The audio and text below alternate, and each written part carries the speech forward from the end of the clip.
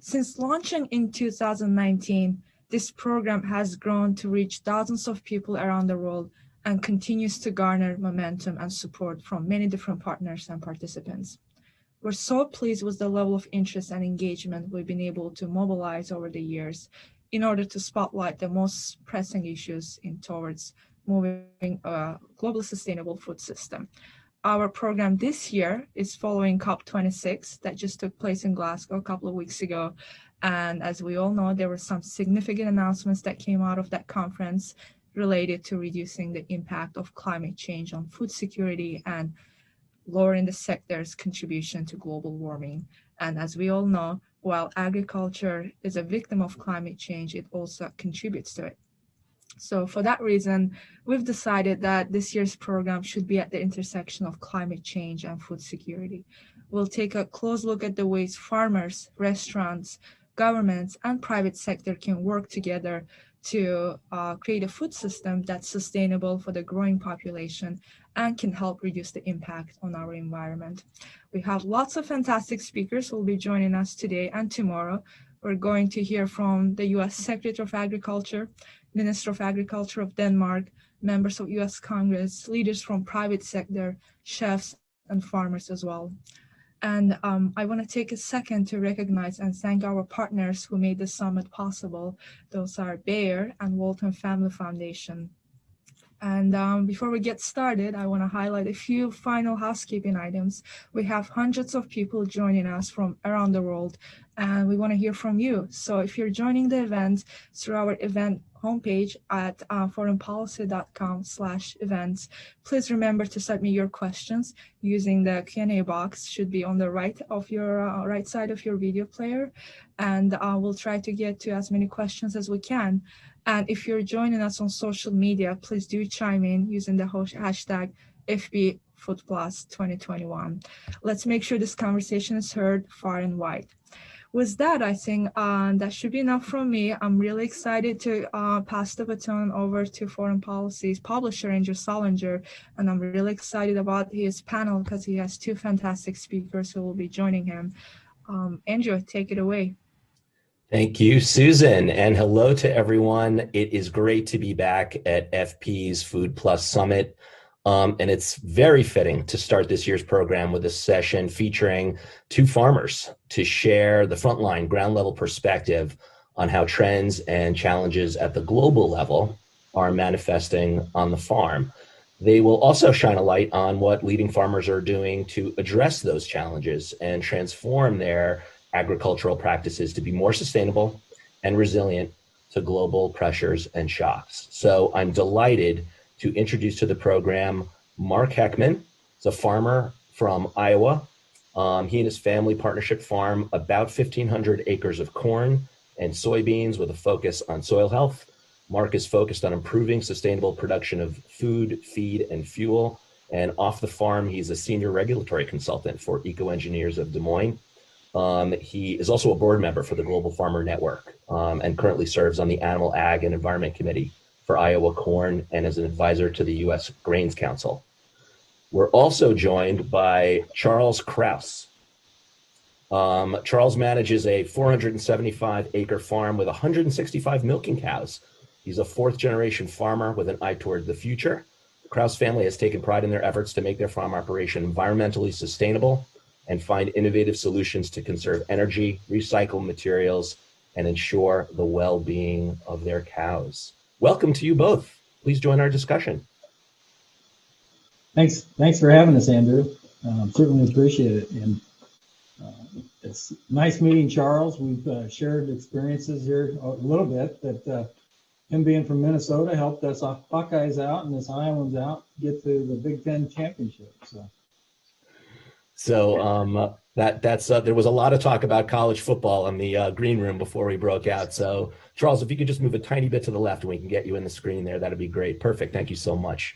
So let's leave college football behind and get into the program. But first of all, I want to confess to you both that I am your prototypical suburban backyard gardener who dreams one day of becoming a farmer and living off the land.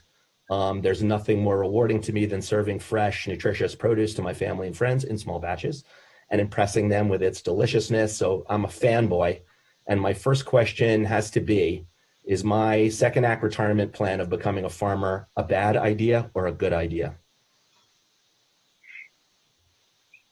I think you should leave it to the professionals, but everyone can play a role in feeding the country and feeding the world, and we can all play a small part in that. But the American farmer is poised to do the lion's share of that. Thank you so much, Charles. How about you, Mark? Just want to check with you on your thoughts on that one quick topic. No, I think that's great, and I think it's really up to all of us to really take a look at agriculture and how we can fit in and play a part in that role.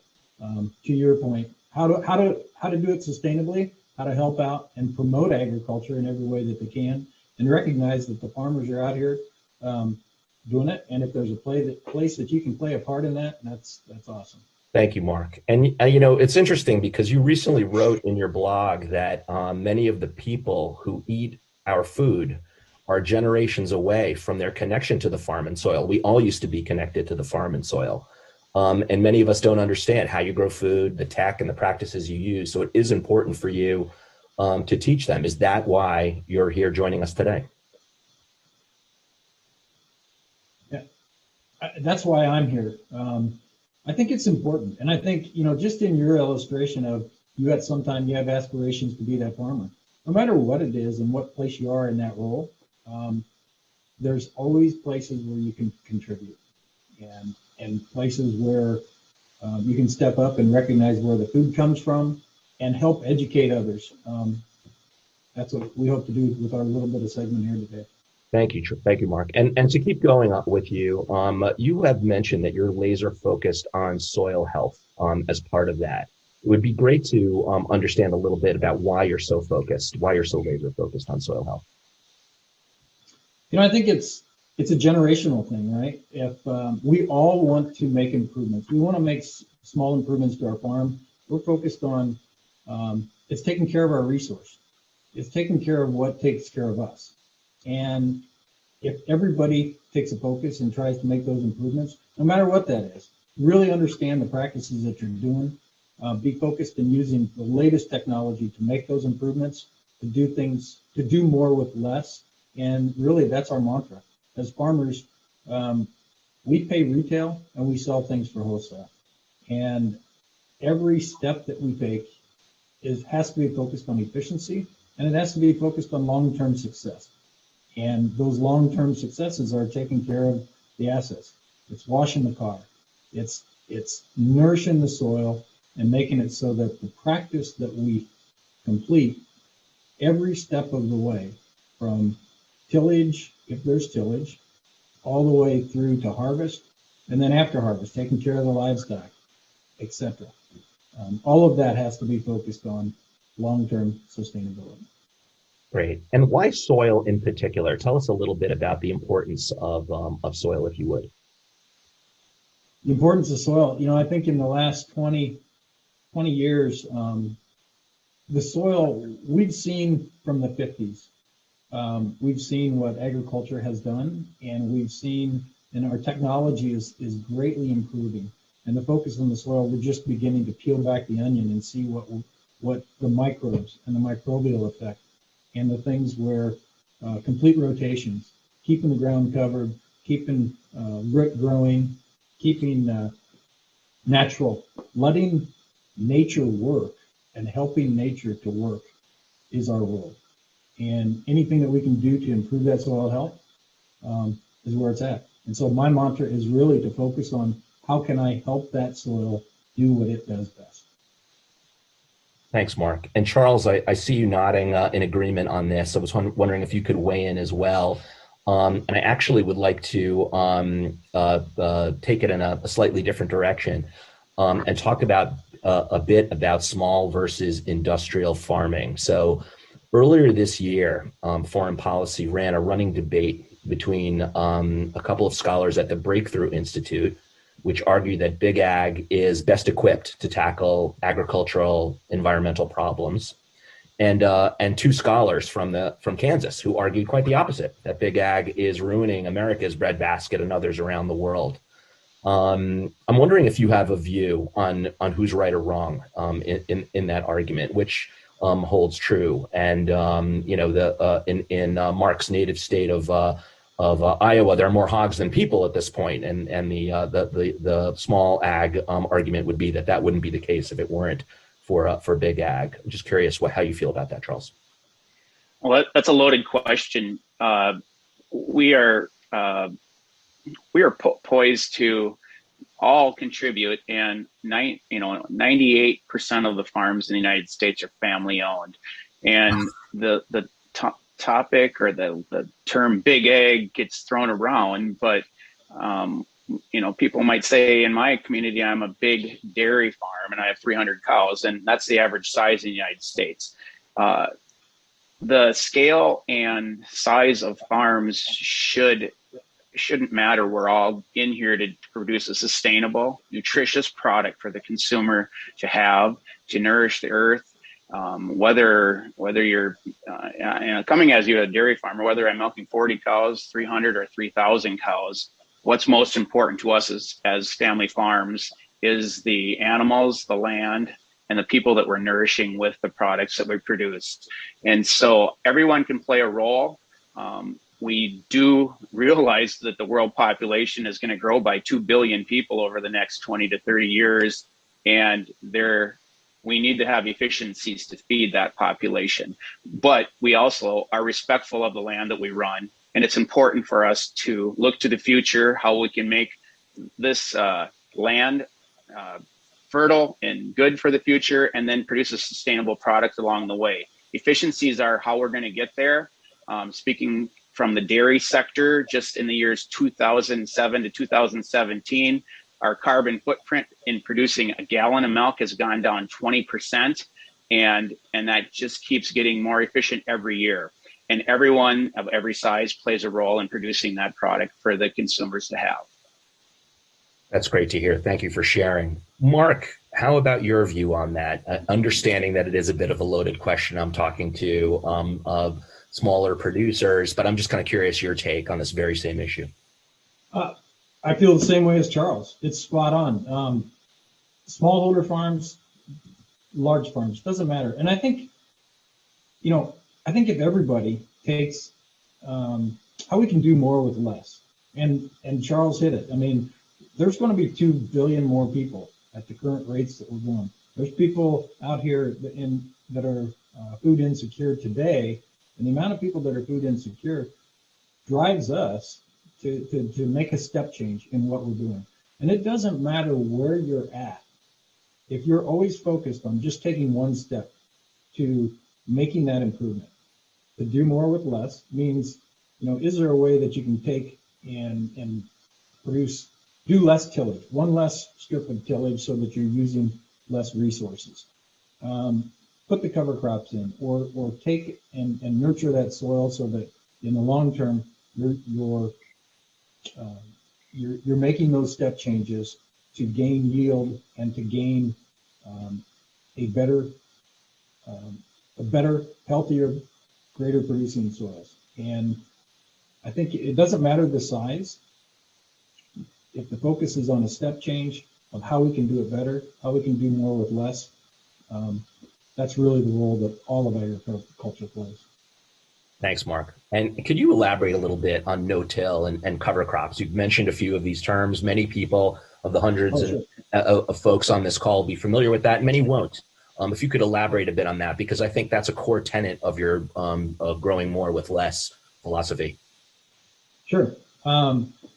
If you go back, and if I think back just in our operation, we've always tried to, as you grow your garden, if you can relate in growing the garden, you think you've got to till it up and make it black and get the soil warmed up, etc. But technology has made it so that we've got equipment that has the ability to place that seed in the exact same place, no matter what type of soil we're running our planters through. So no-till means that. I mean, it means specifically we're not tilling anything. Or a step change for that would be strip tillage, so that all of the nutrients and all of our ability to plant that seed and give it the best chance is done at planting time. And we grow through the process, take care of the crop all the way through to harvest.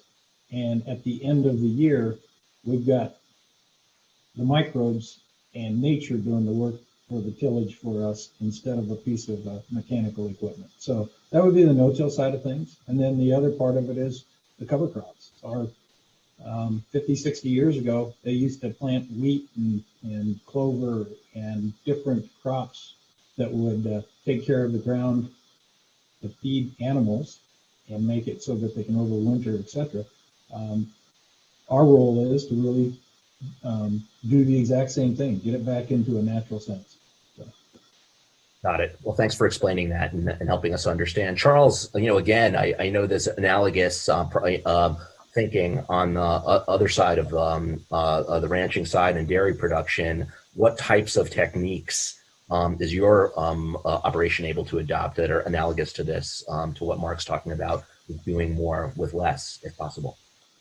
The cow is the ultimate recycler, and they can upcycle a lot of things that humans can't eat and that would normally go to waste. There's a lot of things you can feed a dairy cow that is a byproduct of another industry, and they are great at turning food waste, all kinds of vegetables, and that humans can't eat that are past due, and they can eat that, use that energy to turn it into dairy products. What we feed, it's a big, complete circle of recycling. We grow the crops on our land. We grow a lot of alfalfa and corn to feed the cattle. We feed that, and in turn, the cow rewards us with that delicious milk that you can make so many products out of.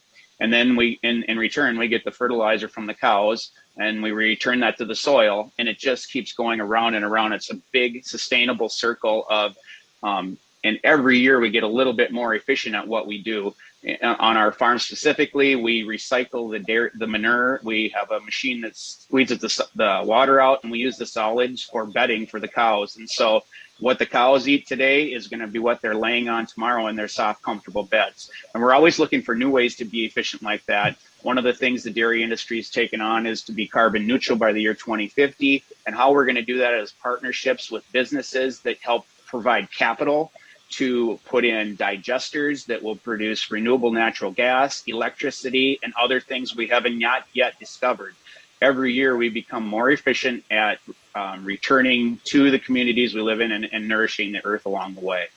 That's fantastic. I want to remind our audience that this is a golden opportunity for them to ask questions of our guests. So please do send in your questions, and you can ask them of Mark and Charles.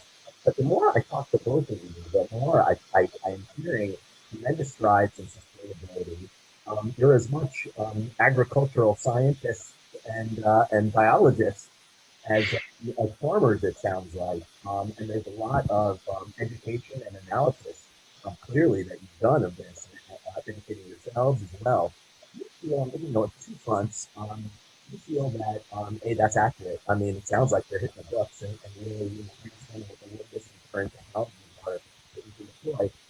And that's one question. And number two, do you feel that farmers are not getting enough credit for the tremendous work that they're doing? I mean, I feel after COP26 and all the reporting that FP has done, there's a lot of finger pointing at what the source is of the carbon problem globally.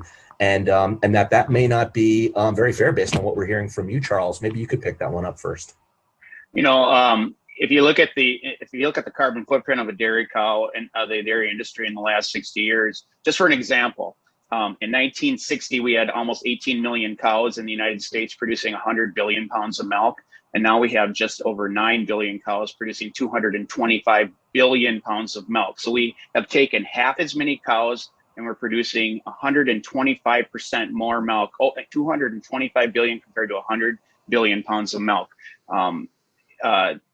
Dairy cattle and the carbon footprint assessment we have, they get blamed a lot. When the news comes up, you see a cow in the background for burping, but we produce, what the cow produces and gives back to the world and helps create a sustainable form of nutrition. We have less than a 2% contribution to the carbon in the atmosphere, and we are working every year to diligently be more efficient at what we do, find new ways. There are genetics we can use to make the cow more efficient at producing less methane.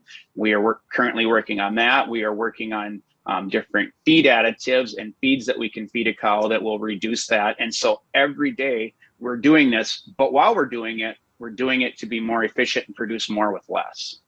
It's fantastic. And that's the watchword of sustainability, doing more with less. Mark, any questions for you?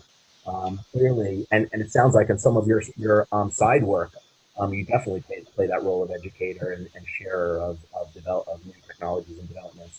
A little bit on that, and a little bit on whether you think you're getting the credit that you deserve for that work. And I mean you collectively.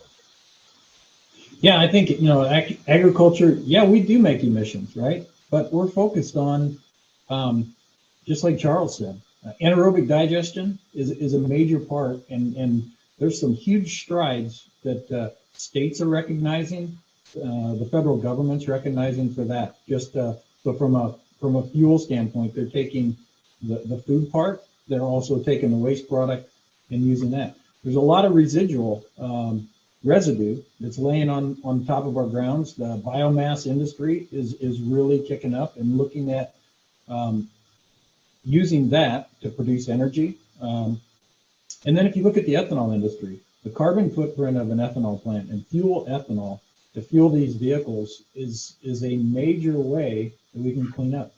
Those carbon molecules that ethanol is replacing in the aromatics are cancer causing, and they have huge effects from petroleum gasoline. If you can take the ethanol, we're cleaning up the atmosphere. We're also reducing the carbon intensity of all those vehicles that are going up and down the road. If you look at my farm, so we've done some modeling on our farm, and the carbon intensity on our farm can reduce the ethanol footprint through the farm's supply almost 30 points. Using manure, using cover crops, and no-till, based in our southeast Iowa farm, we can drop that down where it was a 51 CI carbon intensity down to a 21 carbon intensity. The strides for technology that we have and that we're doing to complete all these steps, it continues to improve every year. And it is certainly an exciting part to be part of this agriculture. Eco-engineers plays a role in that and validating and verifying, is this actually happening, or is it something that is greenwashing?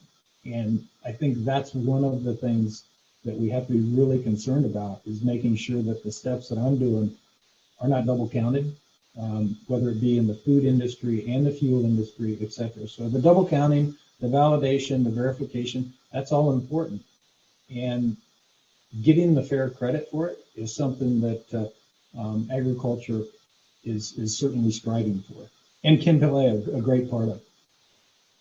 Talk a little bit more about that with some of the Farm Association executives and in the session after this. One thing I'd like to turn to a little bit is the global environment. This is, of course, foreign policy, so we have to touch on that as well. And we've reported a lot in the past week. I was looking through some of our headlines on some local level developments. You two may know of just in the past week what's been happening in India, where farmers have been protesting over new laws around bills introduced last year, which would allow agribusiness more leeway in the food supply chain. And in Nigeria, the price of yams, which are at the heart of Nigerian food culture, has gone through the roof. Yams tend to signify wealth, power, prosperity, and it's soared so much they're now sold by the slice, driven in part by an increase in urbanization and a decline in farming. This obviously doesn't impact your business directly, but I'm wondering what kinship you feel with your brethren globally that are facing similar change, a rapid change. Nowhere near, it doesn't sound like as focused and as scientific as your approach just yet. I'm just curious, Charles, if you could pick up on that for a second. I see you nodding. One of the things we as farmers always think about is, he mentioned before, we buy everything at retail and we sell at wholesale. and to be, speaking on a global effort, we want farmers to be sustainable all around the world. But being part of being sustainable is also being able to provide an income for your family and to help your community economically. And so to minimize the middleman is getting bigger and bigger, and what the farmers share is less and less. And that's what's hard about being a farmer, is having tight margins. And that's not just in the United States, it's all around the world. And that's why these things happen, that the supply chain has issues, and where the money actually goes, we need to have an economically sustainable as well as an environmentally sustainable system where farmers all around the world can nourish other people as well as economically care for their family. And so it's not something you can have a magic arrow and shoot and solve all your problems all at once, but it is an issue, and that's something where we need to work as governments, as community leaders, and through that supply chain, and figure out how we can be more efficient in other areas. So some of that money does get back and helps the small farmers and helps farmers in developing countries to develop that ability to produce food for their countrymen and their community members. That's great. Thank you for that, Charles. And we do have, we have to wrap up in a moment, but I do want to field one question. I'm sorry, Mark, you wanted to make a comment on this as well, if you could. And I think, I talked about the step changes. Part of the Global Farmer Network and its efforts are really to take it doesn't matter if you're a smallholder farm or a large farm. And we sat at tables talking about sustainability. And what drew everybody to it was how we can truly make it so that internationally, all farmers can get together to develop a better understanding of the practices that are out there and educate others so that they can really, truly understand, so that those people in India can get those yams that need it. And those smallholder farms that may be producing eggs, they can sell their excess in town to produce and provide nutrients for others and gain an income and improve their viability. Sorry, Andrew, but I wanted to really show that's part of the farmer network. And that's part of us being farmers, really trying to help out the international perspective so that policies are developed in the very best way. That's great. Thank you, Mark. And we do have to cut, but I'd like to just field one question from our audience. We've got a few really good ones come in, but this is one that I think really matters. This is from Sarah Estes, who asks, who compliments you and appreciates your commitment to sustainability and improving the impact of agriculture. She would like to know, and I would like to know, as consumers, how do we support these best practices? How do we ensure that products we purchase are produced in a sustainable manner? Should we look for that labeling, or are these practices in the norm in the U.S. now? That's a loaded question. Labeling can be misleading sometimes, and sometimes people try to get an edge one way or another. Know that the farmers producing that, if you want to have brand loyalty, that's one way you can help. As far as milk, my milk goes to a certain company, and if you build brand loyalty, that's what will help the farmer. It doesn't help me as a farmer if milk is sold for $2.50 a gallon, because there's no margin there, and if you can buy brand loyalty. But it's a great question. Research into the company you're buying feed from, and hopefully you can find out more. If you want to find more about me, Facebook, Kraus Holsteins. You can learn all about my family farm. Great. How about you, Mark? Yeah, I think that's, Charles nailed it. Brand loyalty is one way. Standards and standardization. Make sure you understand those standards and what somebody really means by all natural and what does it mean. So there's push for those in standardizing some of that on an international perspective so that everybody understands that truly what sustainability means, because there are so many definitions for sustainability. That's fantastic. Mark Heckman, Charles Kraus, thank you so much for feeding us and for doing it sustainably. It's really encouraging to hear both of you on how you play your craft, and it's really wonderful to hear. Thank you for having me. Great. Thank you again, Charles and Mark, for a great opening conversation. That was fantastic. And it's now my pleasure to introduce veteran journalist Maggie Lake, who will take us into the next session a panel conversation examining how we can integrate efforts across research and innovation, policy, and farming. Maggie, take it away. Hi there, Angie. Thanks so much. And it was so great to hear from those farmers who are really at the core of all the issues we're discussing today. I'm happy to introduce this next conversation.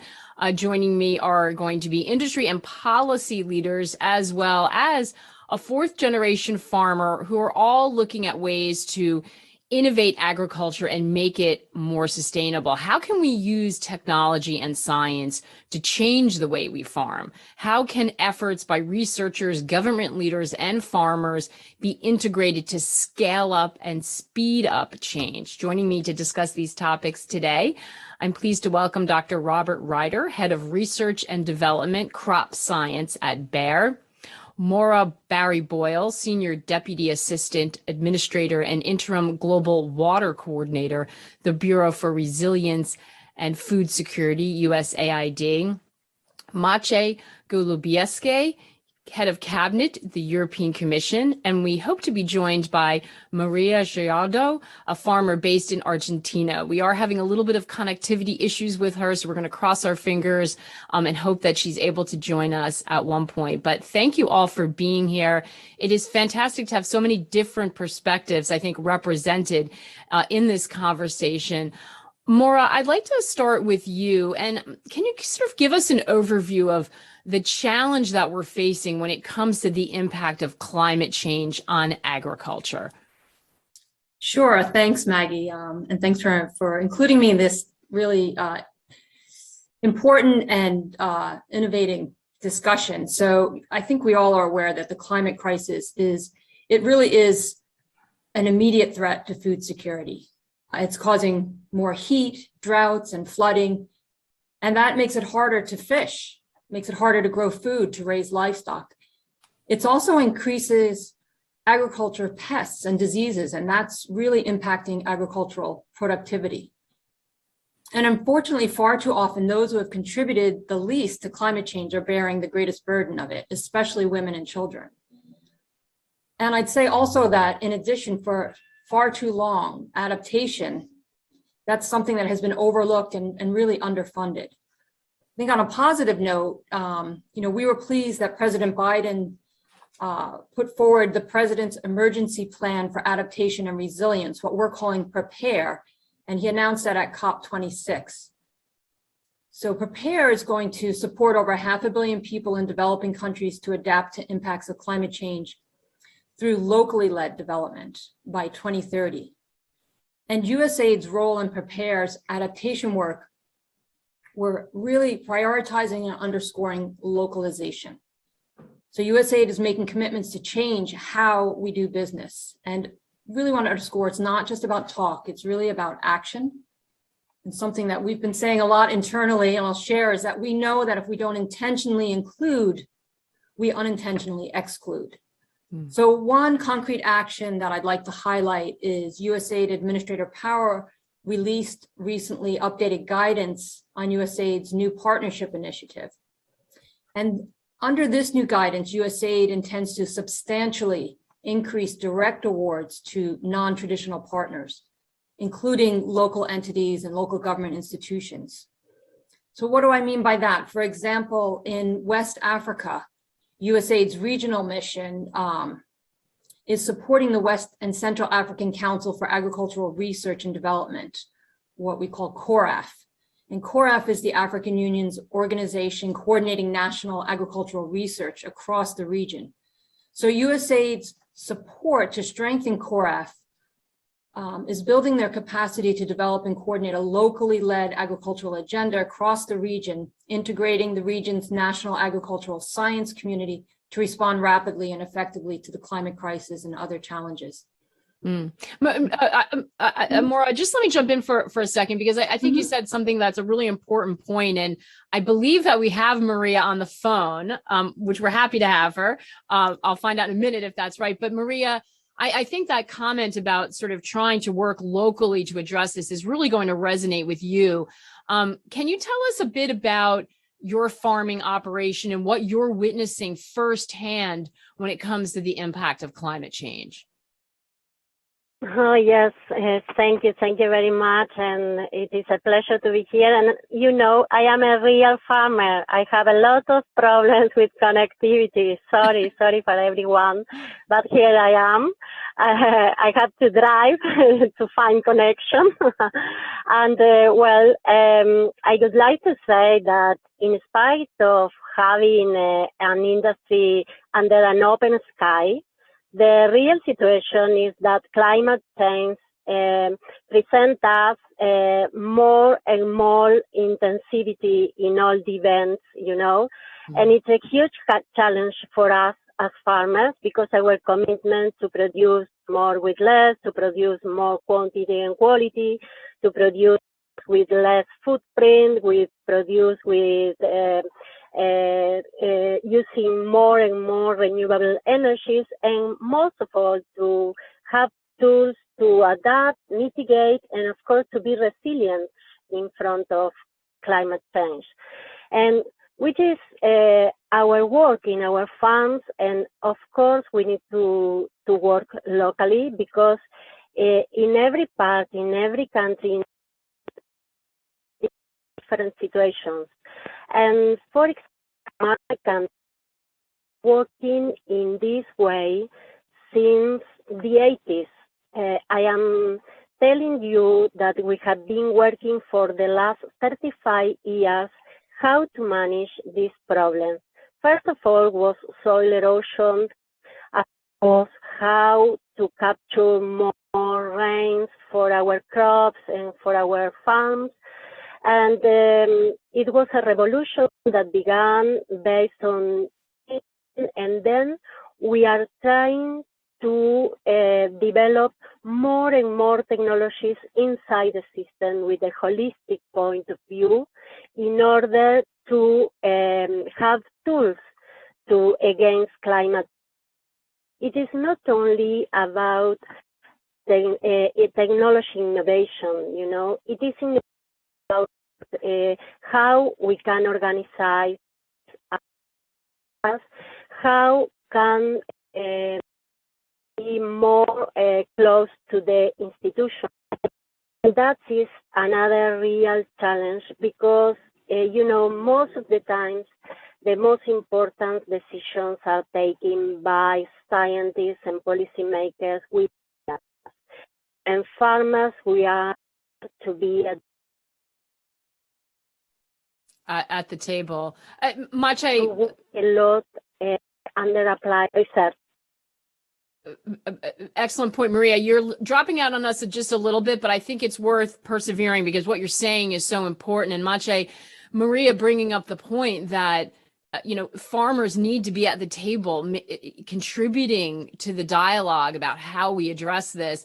And I think we probably all understand the irony of talking about harnessing innovation and technology to help the farmers. And Maria has to get in her car and drive to find a signal so she can participate in this conversation. You know, clearly this is a multi-layered, you know, challenge that we have to address to equip the agricultural sector and these farmers, both big and small, to be able to make this transition and pivot. How is the EU addressing some of these challenges, and what are you doing to make sure that farmers are at the table, you know, contributing to the discussion around solutions as opposed to a top-down approach? Oh, this is an extremely well-placed question. We have to understand that the climate challenges and the commitments that we've made, most recently also, you know, recommitted ourselves in Glasgow in the COP26, you know, there are quite constraining parameters for all of us, for all sectors, but the agricultural sector is particularly vulnerable because one, it's already quite a volatile sector in the sense that it always has to fight with the changing natural circumstances, not just, you know, the global climate change, but, you know, just simple fluctuation of seasons and not being sure if the harvest is going to be coming on time and at the right, you know, with all the right ramifications to have to make a living for a farmer. So the farmers are used to all this, and they are hit the hardest also by the political ramifications of all this. That is why in our approach, which is a kind of a dual approach, one is kind of a political strategic approach. You might have heard about so-called farm to fork strategy. We have the strategy that wants to reorient the whole food system towards sustainability and kind of climate responsibility, but with a big emphasis and links to our common agricultural policy, which is our fulcrum, which is our main platform with which we work with farmers as the EU. Well, it is a financial platform, but it's a platform that through innovative instruments and working very closely with the farmers wants to enable them, incentivize them, and give them the tools and the right amounts of financial assistance to deal effectively with those challenges. So without that, and here the member states, our member states play an absolutely crucial role. With that, we hope that we can bridge what are some of the big challenges. I mean, if you read the farm to fork strategy, the political challenges are big. We're talking about big global cuts in pesticide use, for example. We want to be more ambitious on organic farming, etc. So, I mean, we can maybe later on in the discussion get into details, but the research and innovation is part of it. Around 9 billion euros in our so-called Horizon research programs devoted to research and innovation in our agricultural sector. This is done through local so-called European Innovation Partnerships, EIPs, around 2,500 local groups working on the ground, talking farmers, linking to researchers and local governments, trying to somehow ensure that this trickles down into the bottom line and the everyday work of the farmers. So we also have some interesting instruments such as eco schemes. These are incentive instruments, and if you don't know, our financial system works in such a sense that without subsidizing production, because this is a no-go for a long time now, we deliver financial support to land area. The farmer has a piece of land, and he gets some support based on that land area. But now 25% of that support has to go into ecological practices. That is, the farmer, if he decides or she decides to do them, she'll get an additional payment. So through agroecological practices, let's say somebody wants to do a farm ecologically, he or she will get proper assistance, knowledge assistance, and monetary assistance that goes beyond the basic payment. Agroforestry, carbon farming, the sequestration of carbon and various practices around that. Precision farming, which is putting technology to use so that yields do not constrict, if we are so ambitious with cutting some inputs. So all of that is in the eco schemes, in the so-called first pillar of our policy, with proper funding, proper advisory systems on the ground, those partnership agreements that we have with scientists and our research institutions to make farmers engaged. And I think I'm sure that creating it as an incentive is going to be very important, because we heard the farmers in the conversation just before us talk about the difficulty just of making ends meet, of supporting your family, of it being a business that you can keep in your family. And that doesn't even touch on attracting new talent to the industry. So creating an environment where financial incentives are attached, I would think would be something that is going to be beneficial to all. By the way, any questions, I'd like to encourage our audience, if you have questions, there's a dialogue box, a Q&A box on the platform as well. You can post your question on social media using the hashtag FPFoodPlus 2021. So feel free to send any questions into our panelists. Bob, I'd like to sort of have you touch on what are some of the solutions. I mean, we know we are living in a sort of, exponential age when it comes to technology and what's possible and how this can be applied. And we heard Maria talk about the importance of science here. What are some of the solutions that Bayer's working on that can help farmers respond to some of the challenges they're facing and create more resilient crops? Yeah, thanks, Maggie, and a pleasure to be with everyone this morning. Tremendous challenge in front of us, right, with climate change and a growing global population. And in some sense, I look at innovation as being absolutely core and vital to helping to bridge between those two at times conflicting looking objectives.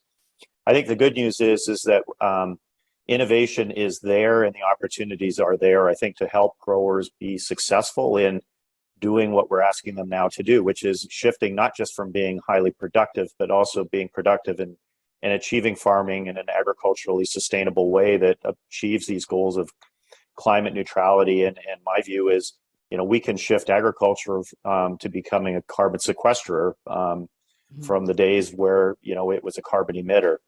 And part of that goal are a couple of things. So first of all, we have a tremendous capability in a number of different companies, including ours, around plant breeding. And plant breeding is at the core, I think, of a lot of crop productivity. And it's continued to evolve over the years and continue to improve. We took advantage of the genomic era to make it much more effective. And today we have a much greater genetic understanding of how to build better crops and improve them and make them more resilient and make them more optimized to environments. With the digital era and artificial intelligence now, what we really have the opportunity to do is to better model out what we need to create in the future. In some sense, breeding was a little bit reactive in the past because we would put plants out in the field and we would select for how they would respond to those environments. But with climate change and its change and happening so rapidly, and we talk about the volatility of it, you can't just do that in the traditional way. So our opportunity in terms of the environmental modeling capabilities we have together with our genetic modeling really, I think, put us in a very interesting place to build crops that are truly more resilient and are more designed for the future state of the world and what farmers are going to be facing. The other part of it is, and I think it was touched on by the other speakers, is the economic incentives also create an opportunity, I think, for us to invest more directly in these areas where a grower, if the grower is going to be rewarded, for example, to sequester carbon, we have an opportunity to apply technology that allows them to do that more effectively, whether that's using microbes together with the crop to perhaps reduce the amount of overall fertilization that's required, or to sequester carbon, or we design the crop to have larger root systems that do a better job of sequestering carbon, capturing water, capturing nutrients. Those are opportunities that innovation can really deliver, I think, for growers and help to both, bridge between this idea that we have productivity, but we also want to do it in a much different and more sustainable fashion. So just a couple of examples, I think, of what we can do. And then the last one is really this digital enablement of decision making. Because the first features of making a change in agriculture on how we do things is to shift how we make decisions and using data and applying data across the board. And it doesn't matter if you're a smallholder farmer in Africa or you're a large grower in Argentina or Brazil. There's a tremendous opportunity to use data to better optimize your decision making on your farm, on your field, square meter by square meter. And this will come together with equipment, with genetics, with other technologies. And I think those are the opportunities that I see in front of us that we're working on and others today. And they're exciting. I mean, this is what's fantastic about this part of the conversation. There are solutions. There are tools that we have. Maura, I think the challenge is, how do you get that exciting innovation that Bob's talking about into the hands of everyone who needs it in the timely fashion and with the urgency that really is upon us? The climate agenda is very crowded. Are we dedicating enough resources to make that happen? Question, Maggie. If I can talk about what the U.S. is doing at USAID, I mentioned the initiative Prepare earlier. So through that, we're supporting, a lot of innovations and adaptation in agriculture. We've been discussing how sensitive agriculture is to climate change, and also globally, as just mentioned, how it does contribute to greenhouse gas emissions. So as part of this Prepare, we have the Agriculture Innovation Mission for Climate is something recently launched. We're calling it AIM for Climate. And we're supporting strengthening climate smart agriculture and food systems, climate smart agriculture and food systems. So the overall goal here is to increase agricultural research and development. And so for the US, we're proud that we committed $1 billion to this effort at COP26. And that this AIM for Climate has already marshaled an additional $4 billion globally in increased investment. So if you allow me just to say, AIM for Climate, it's about using the power of innovation and technology to create resilient new crop varieties, seeds that can weather extreme conditions, and other innovative solutions to make it possible for people in the developing world to really nourish themselves and their families. And as part of that commitment to climate smart agriculture, we're investing at least $215 million over the next 5 years to support CGIAR.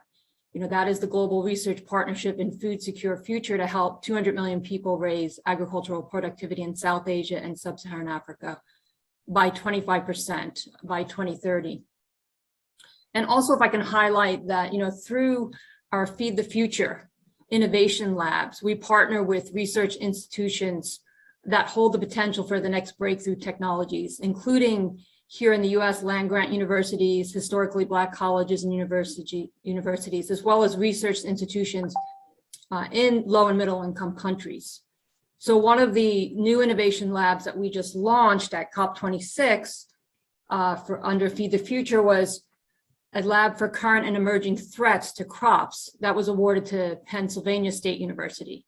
And this innovation lab will lead efforts to prevent and forecast pests and disease, as well as weeds, as I mentioned earlier, are increasing threat due to climate change.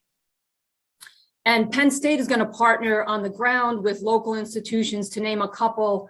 In Kenya, we have Dream Team Agro Consultancy and Shamba Shape Up. In Nepal, there's a national organization called IDEE. And in Honduras, Zamorano, and in Burkina Faso, an organization called ANIRA.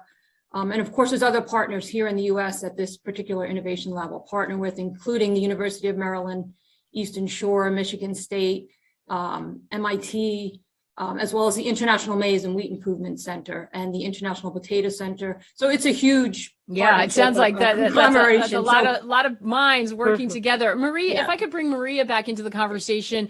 Maria, I'm sure when you hear about all of this and all the possibility and the work that's being done on the innovation front, it's exciting.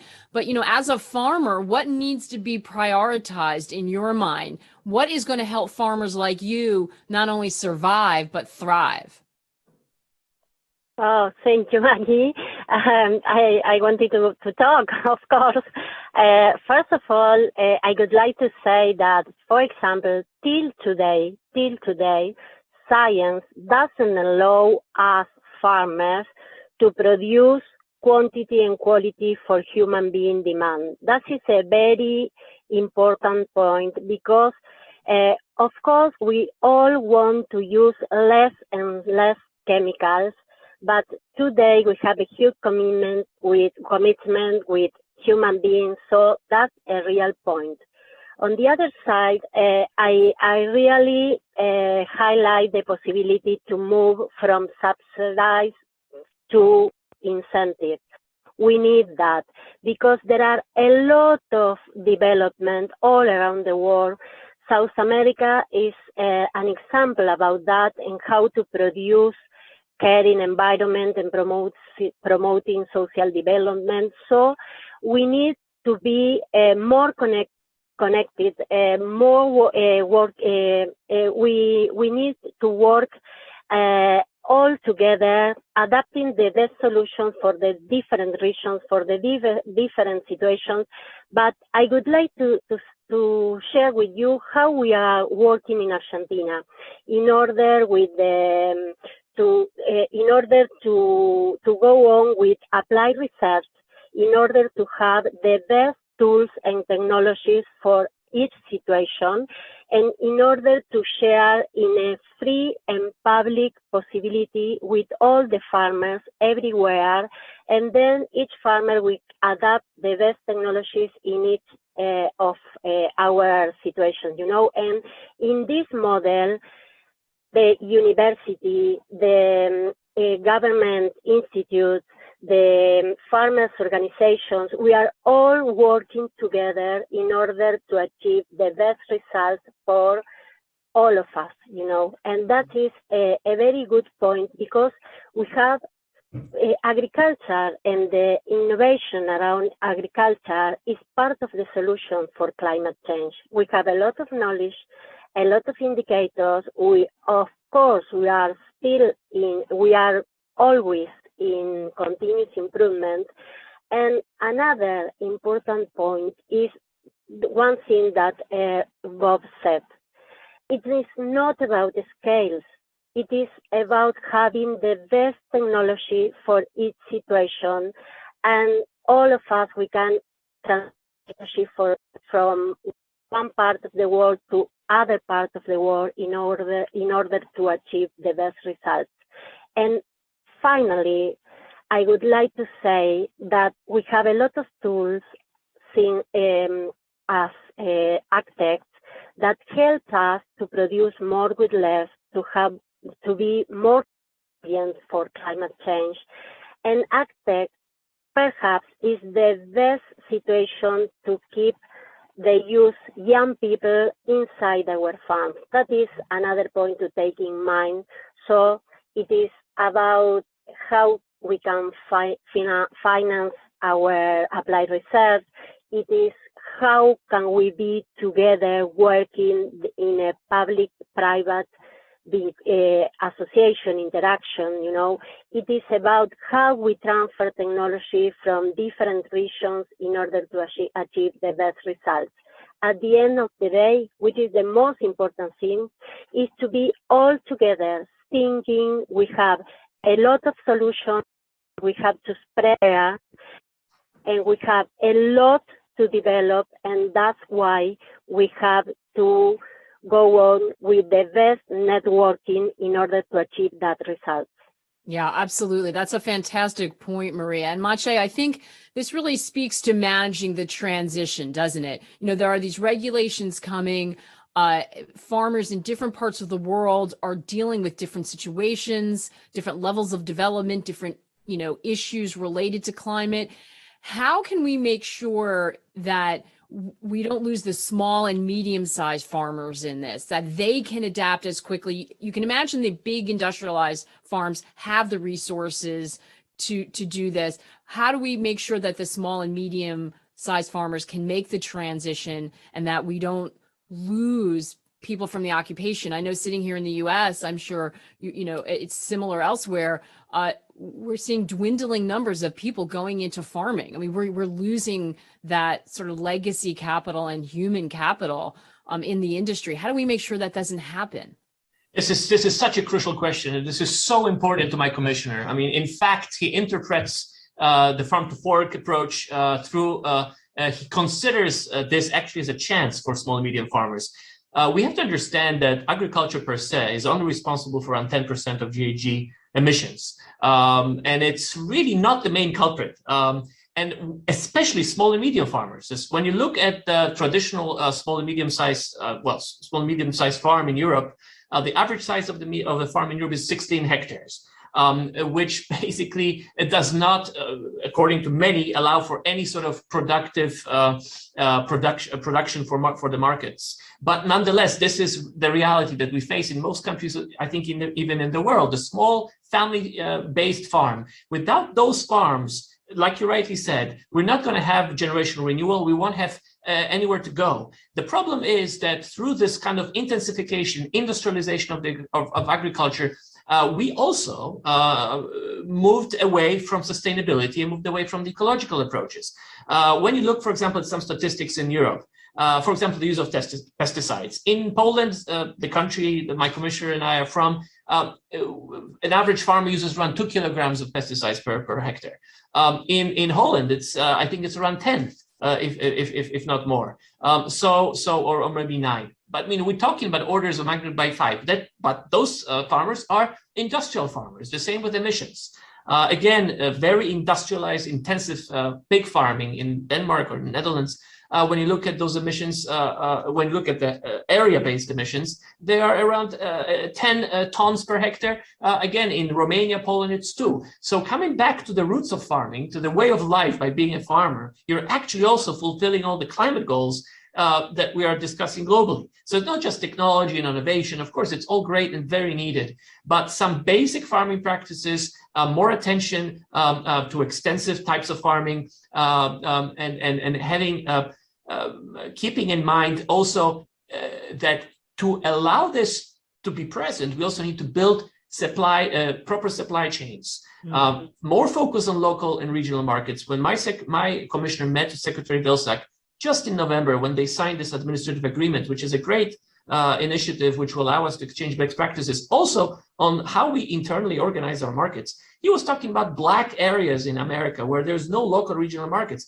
Farmers not only in America, in Poland and others, they go to big supermarkets to actually stock their pantries. They're not using local markets to support their kind of daily. So we need to focus a little bit more on what we can do locally to ensure that we have those small and medium-sized farmers. They are the most sustainable. They're the most climate friendly, and I think we can make them more, let's say, resilient if we focus and help them on retaining their bottom line by transferring best practices, by giving them some support financially, but also giving them a bit more weight in the value chain.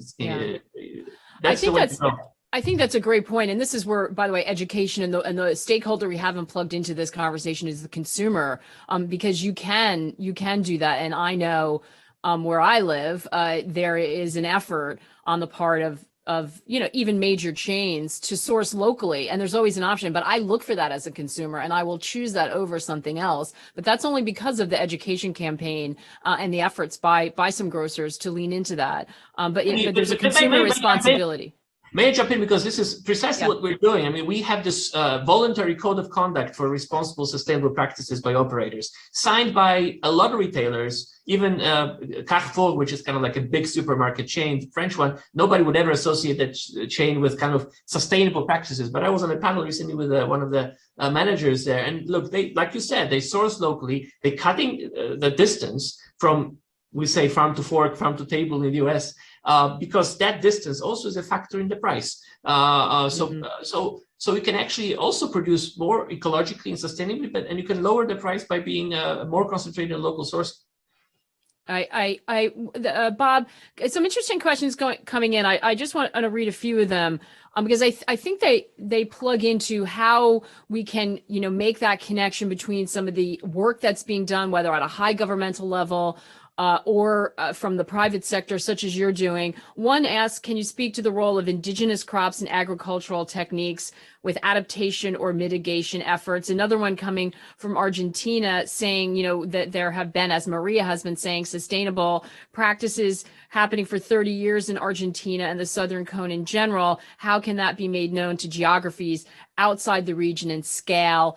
What is Bayer doing to try to work on a local level and sort of either testing out or in your research and development, plugging into that knowledge base that those small and medium-sized farmers have around the world?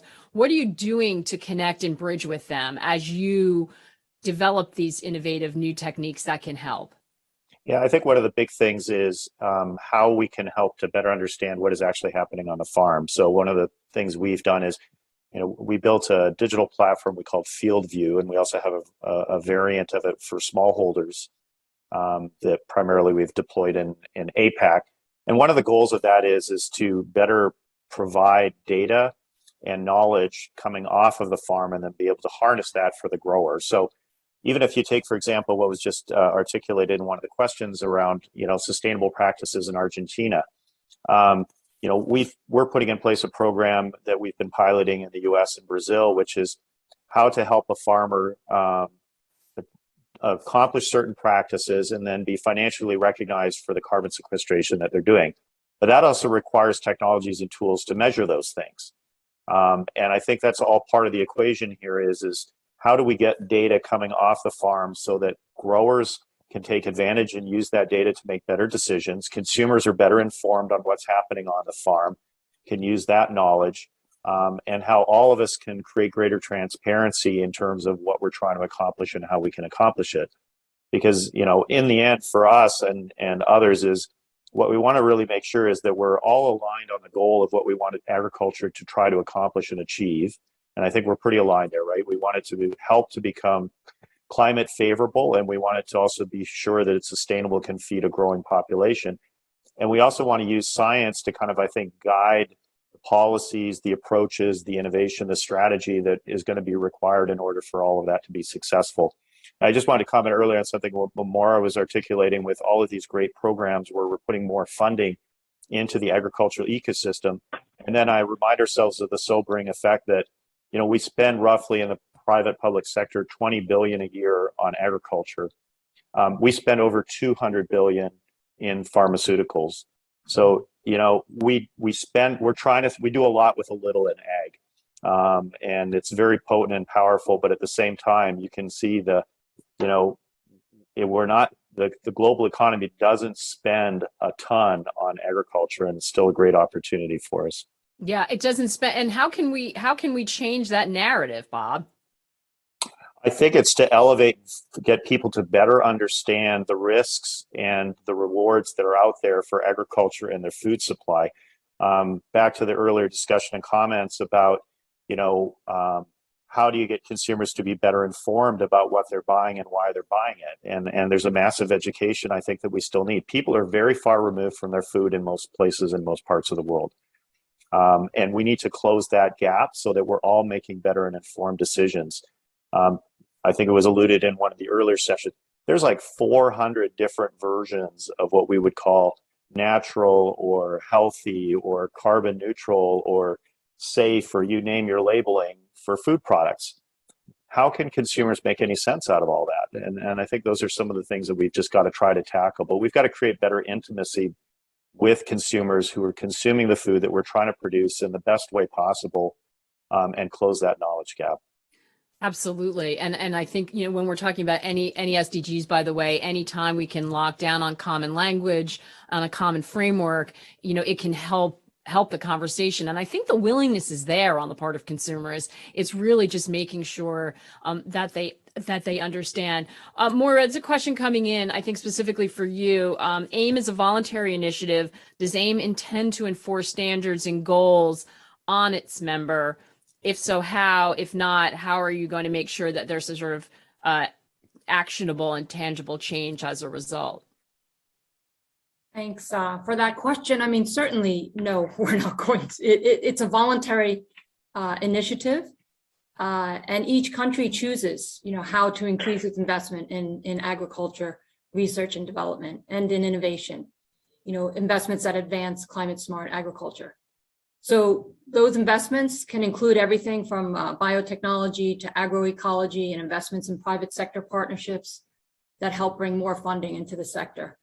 So, it's a partnership and it's voluntary. And, as we look at a warming planet, changes in farming in countries that are all, as we discussed during this conversation, are all, context specific.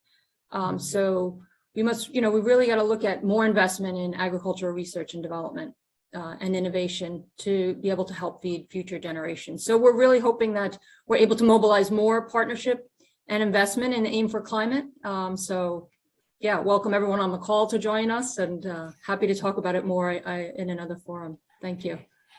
And Maria, what would your call to action be? We heard we need more financing. We know we need to get more of the innovation and data in the hands of farmers, and more support. We need more consumer education. What would your message be to everyone listening and everyone in the audience, from the farmer's perspective, about what is needed? Well, thank you, Maggie. Well, as farmers, we know that we are part of the solution, and working together, scientists and farmers, developing the best technologies. Then after that, if we have the opportunity to be at the same round table with policymakers, we can decide and design the best public policies for each region, for each situation, in order to be success. That's a message. And the other message is that we have a lot of tools to be part of the solution. We have the farming based on the system farming based on no-till farming, and that allows us to stop soil erosion, to be more efficient with water, to have less emissions because a reduced use of fossil fuel, for example, and we have a lot of another benefits. But what is important for this is to be all connected, all looking for the best solutions for each situation, and to have a strong communication with the whole society, because it would be very nice to know to take the opportunity to tell every everybody, everywhere, that for the very first time in the history of the planet, we have the knowledge to give an environment with better conditions for new generations. It's the very first time in the history of the planet, and I think that we want to be all together working for that. And on that positive note, we'll leave it there. Thank you so much, Maria, for all that you do and all the hard work that you do on your farm. And of course, to the rest of the panelists for this very insightful conversation. Thank you so much. I'm going to hand it over now back to Andrew Solinger, publisher of the FP, who will take us into the next segment. Andrew? Thank you, Maggie. Really insightful discussion, hearing about the tremendous work of U.S. aid globally, about incentives being used in Europe, about intimacy with our food and disparities in spending on health products versus food. And of course, hearing from a global farmer on a better future. So really, thank you so much for that great discussion. There's much more to explore, so I am very happy now to dig deeper into the challenges and opportunities facing the agri-food supply chain from the perspective of America's farmers again. So I'm pleased to welcome Chuck Connor. He's the president and CEO of the National Council of Farmer Cooperatives. Chuck is former Deputy Secretary of the U.S. Department of Agriculture. He's also former Deputy Secretary of the USDA. Welcome, Chuck, to the virtual stage. We're very happy to have you here with us today. Great. Thanks for having me, Andrew. I look forward to this. Great. And maybe you could share with our audience just a little bit about the National Council of Farmer Cooperatives. What exactly is the organization? What do you do? What are farming cooperatives?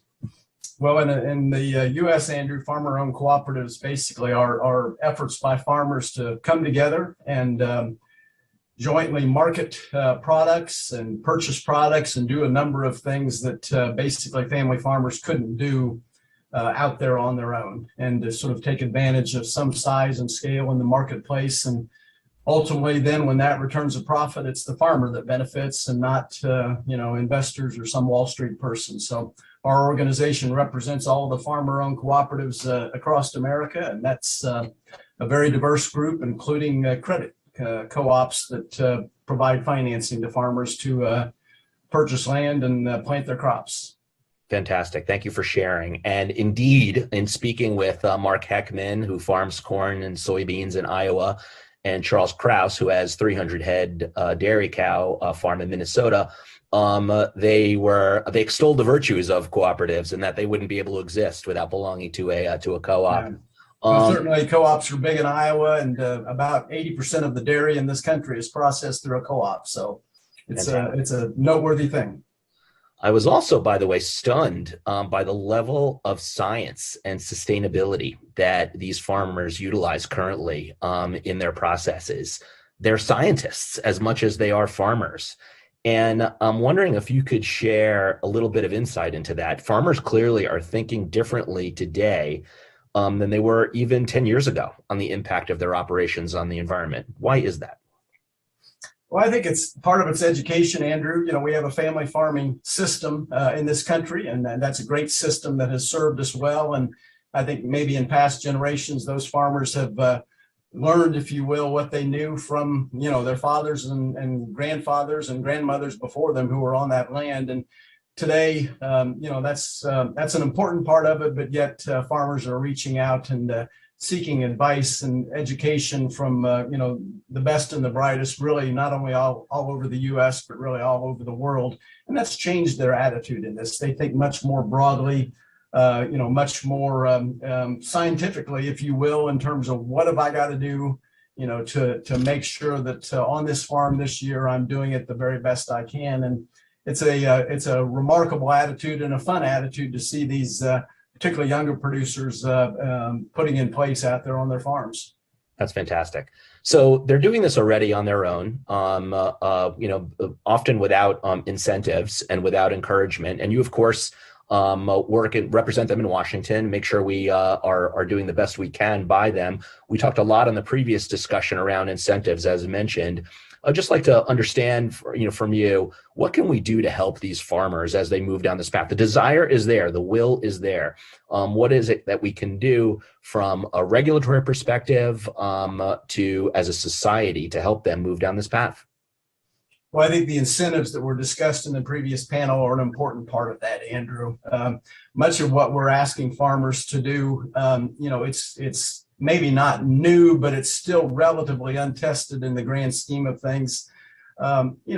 Making a go of a farm in the U.S. today is just tough business. There's no other way to describe it. Profit margins are extremely thin. Farmers really can't afford the risk of jumping in and trying these sort of new processes, new procedures, and they need some financial incentives to make that happen. And this has been a system that's worked well in this country for the better part of 90 years. We've done it to solve a lot of our wetland protection and our conservation with soil erosion issues.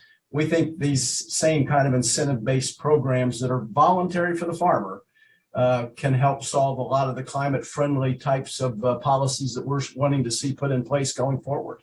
Great. I want to remind our audience, if they're logged in through the event webpage at foreignpolicy.com/events, you can submit your questions right there via the question box to the right of the video player. And I'll try and incorporate as many of them as I can in this discussion with Chuck and going forward in our next discussions as well. Maybe we could talk a little bit about global issues. This is foreign policy, of course. Sure. And I know that you've been active with your fellow associations in bringing the trade ambassador and representative into the discussion. Tell us a little bit about the dynamics of what's happening globally with some of these incentives, how it impacts our food production system and agriculture system and farmers in the U.S., and what best practices there might be. Well, there's no question, Andrew, that the global marketplace is demanding that we do things differently in production agriculture. We've seen some of that happen in our domestic market, but what is really happening today is that is transferring itself into global demands. Historically, it was all about price and quality. That's still important today, but how it was produced has become a key factor in the international marketplace. And our producers, we have to sell into that marketplace. We have in many commodities tremendous overcapacity above our domestic market, and so we have no option but to sell. In order to sell, we know that we've got to be aggressive in meeting those desires of the foreign consumer as well as our own consumers here in the U.S. And that's a changing marketplace. It's an aggressive marketplace that is requiring our farmers to think differently. And I think the good news is I believe they're prepared to do that in order to meet those demands. What are some of those different thoughts, different types of different thinking they need to do and approach they need to change? Well, I think, a lot of it is just in terms of how this product is produced. Was it produced using, the minimum amount of pesticides and herbicides and fertilizer, or was it, produced sort of, with excess of all of that sort of thing? Historically, people didn't care, just tell me what it is I'm buying and tell me the price. And today it's like, did you produce this product with the least amount of environmental impact that was at all possible in doing that? And that's the demand that is being put upon these producers, different than what it was 20 years ago. And again, I think, the good news, and we saw that from your farmer panel, is they're not only ready to meet those challenges, but they're excited to meet those challenges. That's fantastic. Another global issue that I think is very relevant currently comes from our audience right now. And this is from Richard Height at Niagara Fresh Fruit in New York. Thanks for this question, Richard. Labor in harvesting our crop is a growing issue in our business. How can we reduce government red tape to bring in labor from foreign sources? Yeah, well, it's a great question, and I will tell you it's something we struggle with. I chair a big coalition here in Washington called the Agriculture Workforce Coalition.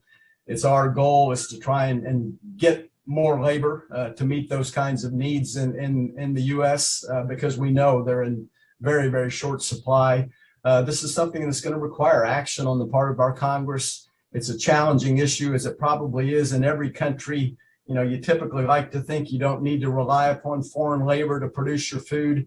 In the United States, frankly, we do. And that's just the bottom line. A large percentage of the workers on our farms and ranches are foreign-born workers. We need them. We value them. We need public policies here in the U.S. that enable us to get more of them, not fewer, because obviously the global demands for food, particularly, Richard, the types of products you're producing, the fresh products, require that labor. And this is going to require a public policy decision on the part of the Congress. We keep working on it. I'm not going to tell you we've been totally successful yet. It needs more work. A very complex political issue, obviously. Yes, indeed. But policy, as I've heard you say before, it's hard to craft to fit all these different needs, and that also is a challenge when it comes to agricultural system policy and diversity in the agricultural system. Maybe you could tell us a little bit about the challenges there and how we can craft policy to fit that diversity. Yeah, climate is a pretty good example. I think if we were crafting a policy right now that would say we want to be more climate friendly for corn and soy producers in the Midwest part of the U.S., we're pretty far along in that process. We've got a pretty good policy set, and it may be ready to go.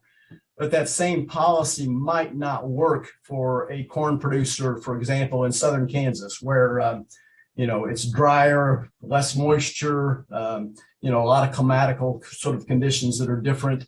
The challenge we have is to take that policy and be able to apply it to a very diverse agricultural sector that ranges from no rain to too much rain. It ranges from 90 growing days to as many as 140 growing days in this country. Those are real challenges because it is diverse, and this is something we're facing, of course, not only in this country but all over the world, because it is a diverse ag system. If one size fit all in terms of climate friendly policies, we'd be there, but it doesn't, and that's where we need to do more work, is to make sure we're capturing as many farmers and as much of the production on the planet as we possibly can with these policies going forward. And some of them just don't work. The previous panel, Bob mentioned, just a need for good data on this, and we do need good data because of that diversity. Again, what may be friendly in Indiana might not be so friendly in California, those kinds of issues. And this just needs good work, good data. That's why, collaboration with our own Department of Agriculture and Secretary of Agriculture here in the U.S. is so fundamental for that, because they have so much of that data available to us. Very interesting. And to feed on those policy issues, we were talking a little bit earlier about the very impressive sustainability practices of the farmers we had on earlier. Yet these incentives that we talk about giving farmers might even penalize folks who have made lots of investments in sustainability. So how do we deal with farmers that are already on their own being sustainable and have done what they could do without a financial incentive, and they paid for it out of their own pocket, when we reward people who perhaps haven't been that forward thinking? How do we tackle that policy? Yeah. Well, it's the other big challenge we've got. I just mentioned, how do you apply across the diverse sector? The other challenge is how do you treat fairly those producers that have really leaned into this issue for a number of years and tried to do things differently and cleaner and better, if you will, for lack of a better term. And I will tell you, it's a challenge for both. And again, we need a lot of work on that. We need a lot of data and a lot of analysis. I will tell you, the Food and Agriculture Climate Alliance, a broad group here in the U.S. that I have been instrumental in helping form to supply good climate-friendly policies, our recommendation is that we sort of give the producers that have already adopted something on their own, with their own resources, kind of a one-time payment, if you will, to sort of compensate them for past actions. And then going forward, obviously, they would be eligible to participate like any other farmer would, but give them that sort of one-time payment that producers that are just doing it for the first time would not get. I don't claim that that's necessarily the sort of perfect solution here, but there's got to be some acknowledgement in this for producers that have already done a lot of this on their own dime, so to speak, in order to make sure we're not sort of giving them an incentive, if you will, to almost stop doing what they're doing in order to be able to capture the new incentives that are going to be put in place. Gotcha. That would be kind of a worst case scenario. Very helpful. Thank you for sharing. It's a tough topic to try and Yeah. for sure. Interesting question that we've just received. So far we've talked a lot on this on today's discussion on previous sessions on profit erosion caused by longer supply chains. What can be done, and is there any current investment in researching alternatives that reduce the length of the supply chain, maybe reduce the carbon footprint? Bob, I think, mentioned our food supply is so distant from the actual consumer of the food at this point. How can we fix this? Well, in the U.S., as you know, Andrew, we are making a very substantial investment in our infrastructure in order to make the transportation of goods and services more efficient is a key part of that. And I think that's an important consideration. I'm not necessarily in the camp, Andrew, that says that everything should be done in sort of close proximity in order to maximize efficiency. I think in some cases, movement of product actually does create better efficiencies. I think about a lot of the work that's been done by Alanco and Jeffrey Gain, their CEO, I've heard him speak a number of times where he talks about movement being necessary in order to bring about those maximum efficiencies to reduce our footprint. So, there's a balance there, but clearly we need to make investments in order to get these products where they need to be in a more efficient manner, in a more timely manner, and that will enable our farmers then to have the availability of products that they need and to make sort of that maximum efficiency decision to be able to do it as clean and as little a footprint as possible. Great, fantastic. So let's see. I think that's just, I'm being told that's just about all we have time for right now, Chuck. But I want to thank you so much for spending time with us and joining us and your insightful comments. Really great to talk with you. Thanks again for all that you do. Yeah, thanks for having me on today, Andrew. I appreciate it. Pleasure. Great. So our next session, even if possible, even more exciting than what we've heard so far. We've been talking a lot about food production, about farmers, very important topics. But our next session brings together the worlds of food, enjoying food and entertainment. Maybe food as entertainment, but music as well. I'm really pleased to be joined by two very well-known folks in their fields. Spike Mendelssohn's career spans 3 decades of creating unique, environmentally sustainable food. He started on Bravo's Top Chef and has a great DC burger joint, Good Stuff Eatery. He leads the kitchen and beyond, advocating for equitable, sustainable food systems. And our other speaker today is Adam Met. Adam tours the world as bassist in his band AJR, but he also leads as executive director at Sustainable Partners, working to address climate change systems through media, academic research fellowships, and incentive-based initiatives. He's a very globally engaged music artist, and I can testify to that. I met Adam at the UN General Assembly a couple of months ago. I don't know if you remember that, Adam, and was really interested to hear what he does and why he's so interested in sustainability. But we're so grateful to have you here, both of you, with us here today. Thank you so much, Andrew. I'm really excited to be here today. I'm excited to have this conversation. And I loved that the last question you asked in the last session was about food being distant from the consumer. And that is what we're going to talk about today, but I think in a different sense than you meant in the last conversation. You meant physical distance, but we're going to talk about emotional distance and how excitement is such a big part of food and music and how all of these worlds are connected. So thank you for setting us up so beautifully for this next conversation. Fantastic. Look forward to the discussion. Take it away. Excellent. Spike, how are you? Good, Adam. How are you guys doing? Thank you for the intro, Andrew. Very nice, very nice. Excellent. So I have so many questions for you, and I'm sure we are going to get into a very heated discussion, but the goal of this is to emphasize how important excitement is in this field. Because yes, we can talk about supply chain management as we have been over the last few sessions. We can talk about policy. We can talk about creating tax incentives, but ultimately food is about feeding people. And that's what I really want to focus on while we have our next 30 minutes to chat. You as a chef, what do you see as a chef's responsibility in this space as different from the kinds of people that have been speaking already today? Yeah, well, listen, I got into food policy about 6, 7 years ago. I went to a boot camp. It was with, musicians just like yourself. And it's so funny how it's come full circle now. We're doing it again.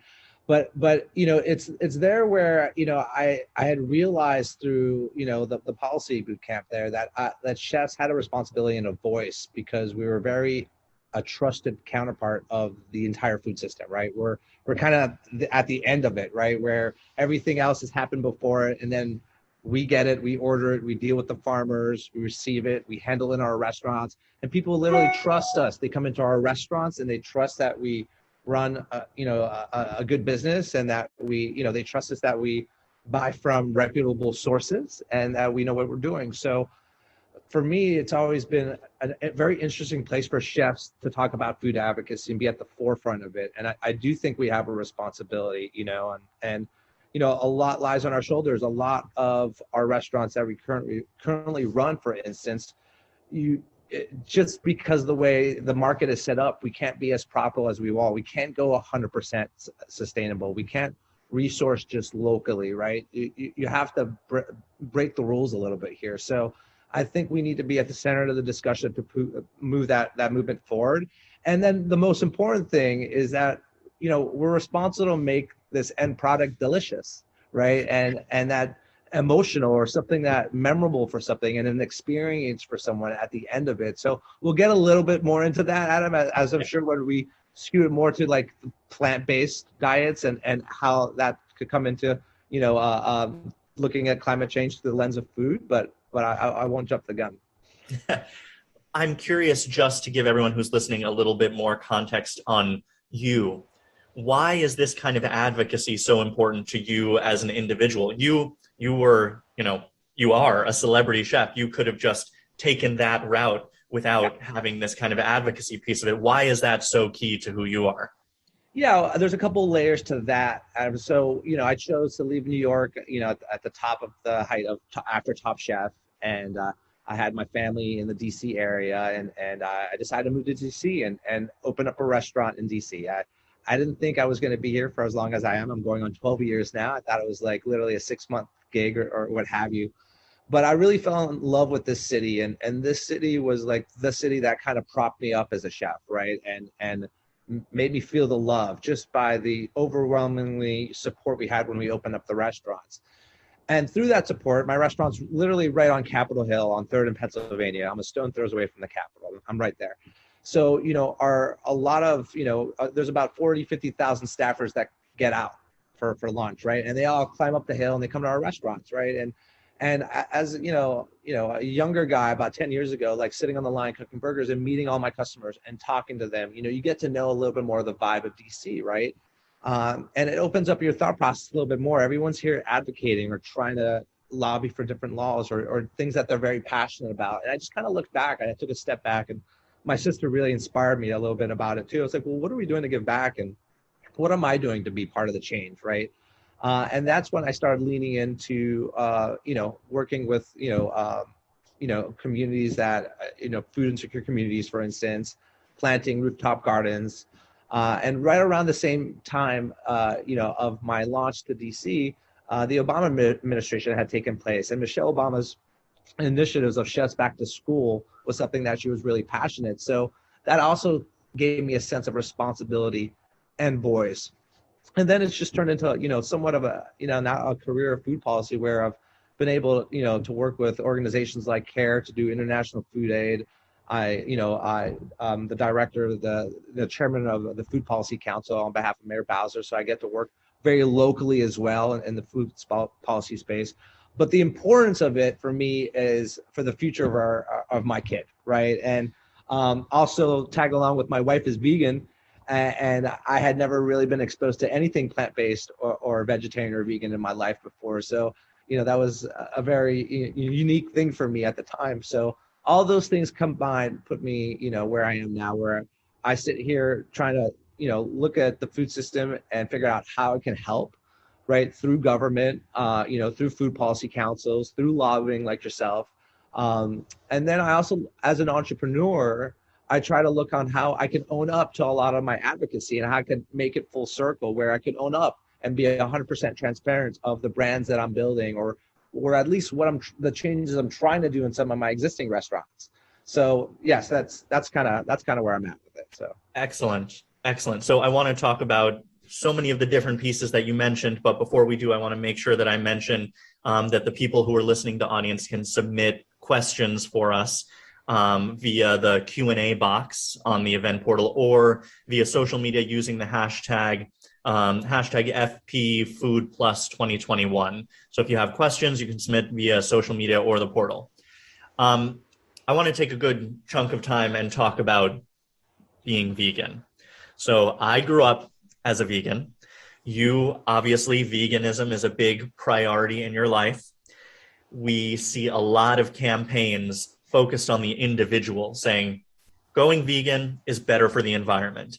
We should have schools, hospitals, whatever it is, institutions doing meatless Mondays. That's going to be something that's better for the environment. Is it actually better for the environment?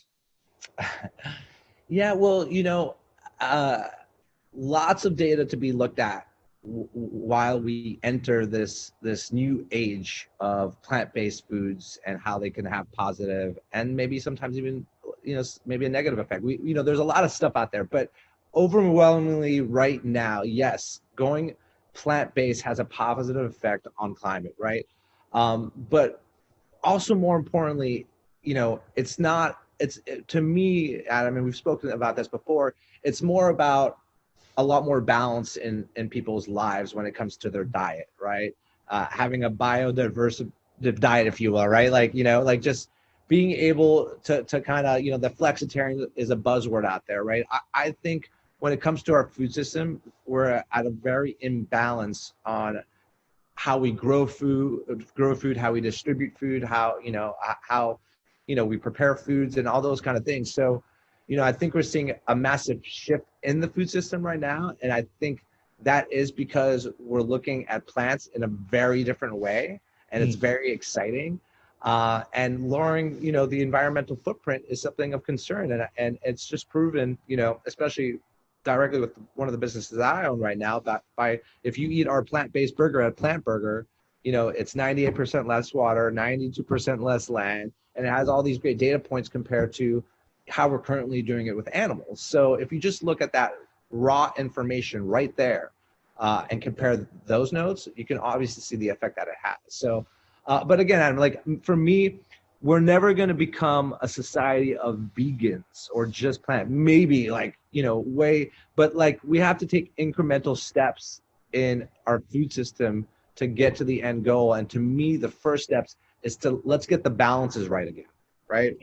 We're way off right now. Let's get it balanced, and then let's see where we can go, right? So for me, and I think that's how we should be marketing the plant-based foods anyways. Like, it's about having meat eaters and people that necessarily have never looked at the plant-based diet or foods or cuisine, in a different way, and making them part of their week, right? And then my job, Adam, is to make that stuff delicious so people say, wow, this stuff is amazing. This is not like eating a sole of a shoe or something like that. So that's kind of where my talents come in to help this effort. So that's actually the next thing I want to talk about is the marketing of this, because that's how we're going to get the consumer excited about it. And the same way that I do in music, if we're not putting out really exciting marketing materials to get people engaged in the work that we're doing, no one's going to come to our show, no one's going to stream our music. It really is about the story that we're telling for plant-based food. And we have to treat plant-based food like we're treating musicians, like we're treating something that you want to engage in on so many different levels. It's not just about the food itself, because there is this whole other story element of how it is good for the planet. So there are some parts of the plant-based diet or a plant-forward diet that are really hard to market. It's very difficult. Yeah. There are people around the world where meat is such a core part of their diet, and meat is in many places is also an indicator of status. It's not just that people should be reducing meat. They want to consume more meat because it means something different in their culture. So when you're thinking about marketing a plant-forward or a plant-based diet, how do you reconcile that in different cultures and in different places it means different things? Yeah, so I love this topic the most, Adam, because like, you struck a chord with me, especially like even in my personal life through my transition from a lot of meat, animal products to now like a way more balanced in my life right now, a lot more vegetarian place and stuff.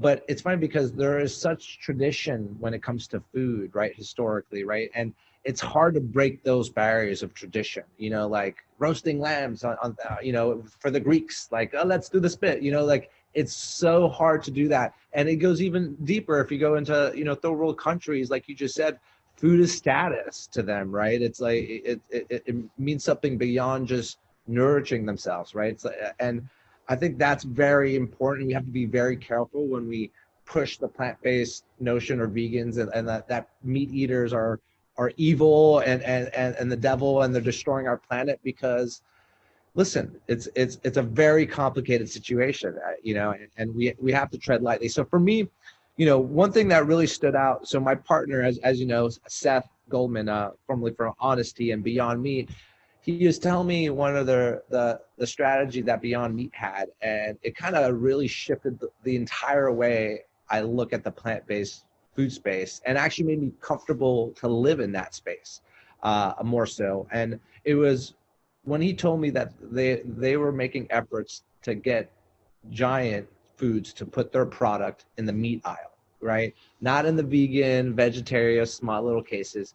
He said once they were able to get their product, and Giant Foods was the first to do it, in the meat aisle, right next to the rest of the other proteins, that's where it turned the corner for Beyond Meat, right? Because the offering was less intrusive to people's diets and personal comfort zones, right? It was about like, it's just meat. It's just like, but it just happens to be plant-based meat. You like a burger? Try our burger. It's just a different blend of things that make up a burger, for instance. So that to me was something that really made a difference and spoke volume. So in my own business, we like to market our brand Plant Burger, that it's the best burger on the planet for the planet, right? We definitely have our talks about being vegans, vegetarians, and we have a lot of innovation in the space, but really it's a burger for everybody. If this burger isn't just as delicious, if not better than my burger at Good Stuff Eatery, by the way, because I own another burger place, right? Then it doesn't belong to be a brand. And that's was like the light bulb moment for me, right? When I met Seth and he gave me the burger and it seared, right? And it had a Maillard reaction, which is like the caramelization, right? Which gives you the texture of your burger that you really like. And then I found a cheese that can actually melt that was plant-based, right? It just didn't just stay there and hover on top of the burger. I was able to make delicious foods and delicious recipes with all this innovative product coming out from plants. So to me, that really excited me. I was like, wow, I can like make really delicious food that just happens to be really indulgent, good for the planet, good for you. It's a win-win-win. So that's kind of the way I like to position and market it. And I always tell people, like, listen, you have to vote. It's important. We have to vote every 2 years, every 4 years. There's some voting in between here. And we definitely hope those elected officials that we put our vote towards make a difference. But, the fact in government is that change happens at a very slow pace. And that's okay because it's set up that way. And we have to continue pushing that. But you can take matters into your own hands every single day, Adam, right? We know that with the music you invest in, with the clothes you wear, and with the foods you choose to buy and purchase and ingest, right?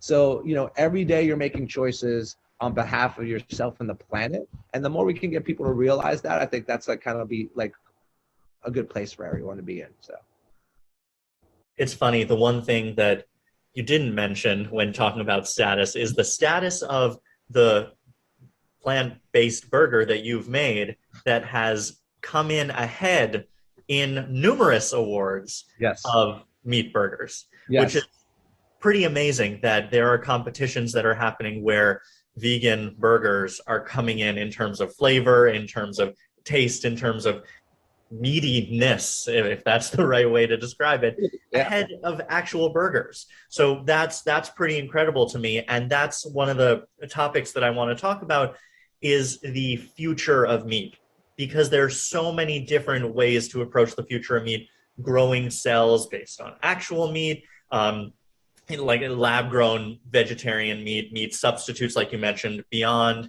I've done some research into entomophagy, which is insect consumption. And I know you and I are here in the US now, but that is not something that people in the US are getting excited about. But it is something that people in South America and other parts of the world are very excited about as a source of protein. So where do you see the future of meat? Is it any one of these that's really going to pop, or is it all of them? And how are we going to market? How are we going to market eating insects in the US? That seems like a nearly impossible task. Well, let's have fun with the insects first, because I mean, I am, part of why I'm in the business of food is because one of my real passions, my first passion really is travel. And I love to travel. I love to go see cultures and different things. So, I did a lot of Vietnamese food in my background and traveled all throughout Southeast Asia, and insect eating there and even beyond that was a thing of the norm, right? So it's something that I partook in. But yet, for us with insects, we're going to have to take these small strides in the States. And I think that it's going to be more processed products, for instance, like cricket flour. I've made a pizza out of cricket flour before. It didn't really rise as much as I wanted to. It was a little bit flatter, but there's a space for it. And like people are using it to make pasta. So, I think the days of grasshoppers hopping into the back door and right to your plate are not going to happen anytime soon in the States. But it's definitely interesting to see, especially, I think it's also, a lot more talked about in some of these countries. Like, for instance, when I traveled with CARE to Peru, to Ayacucho, right, there was only one source of protein in this village that I was, and it was guinea pig, right? And that the reason why is that they were so high in elevation that the only thing that could survive are guinea pigs out there, right? But they have a very imbalance in their diet. They don't get enough protein. It stunts their growth. It does all these things.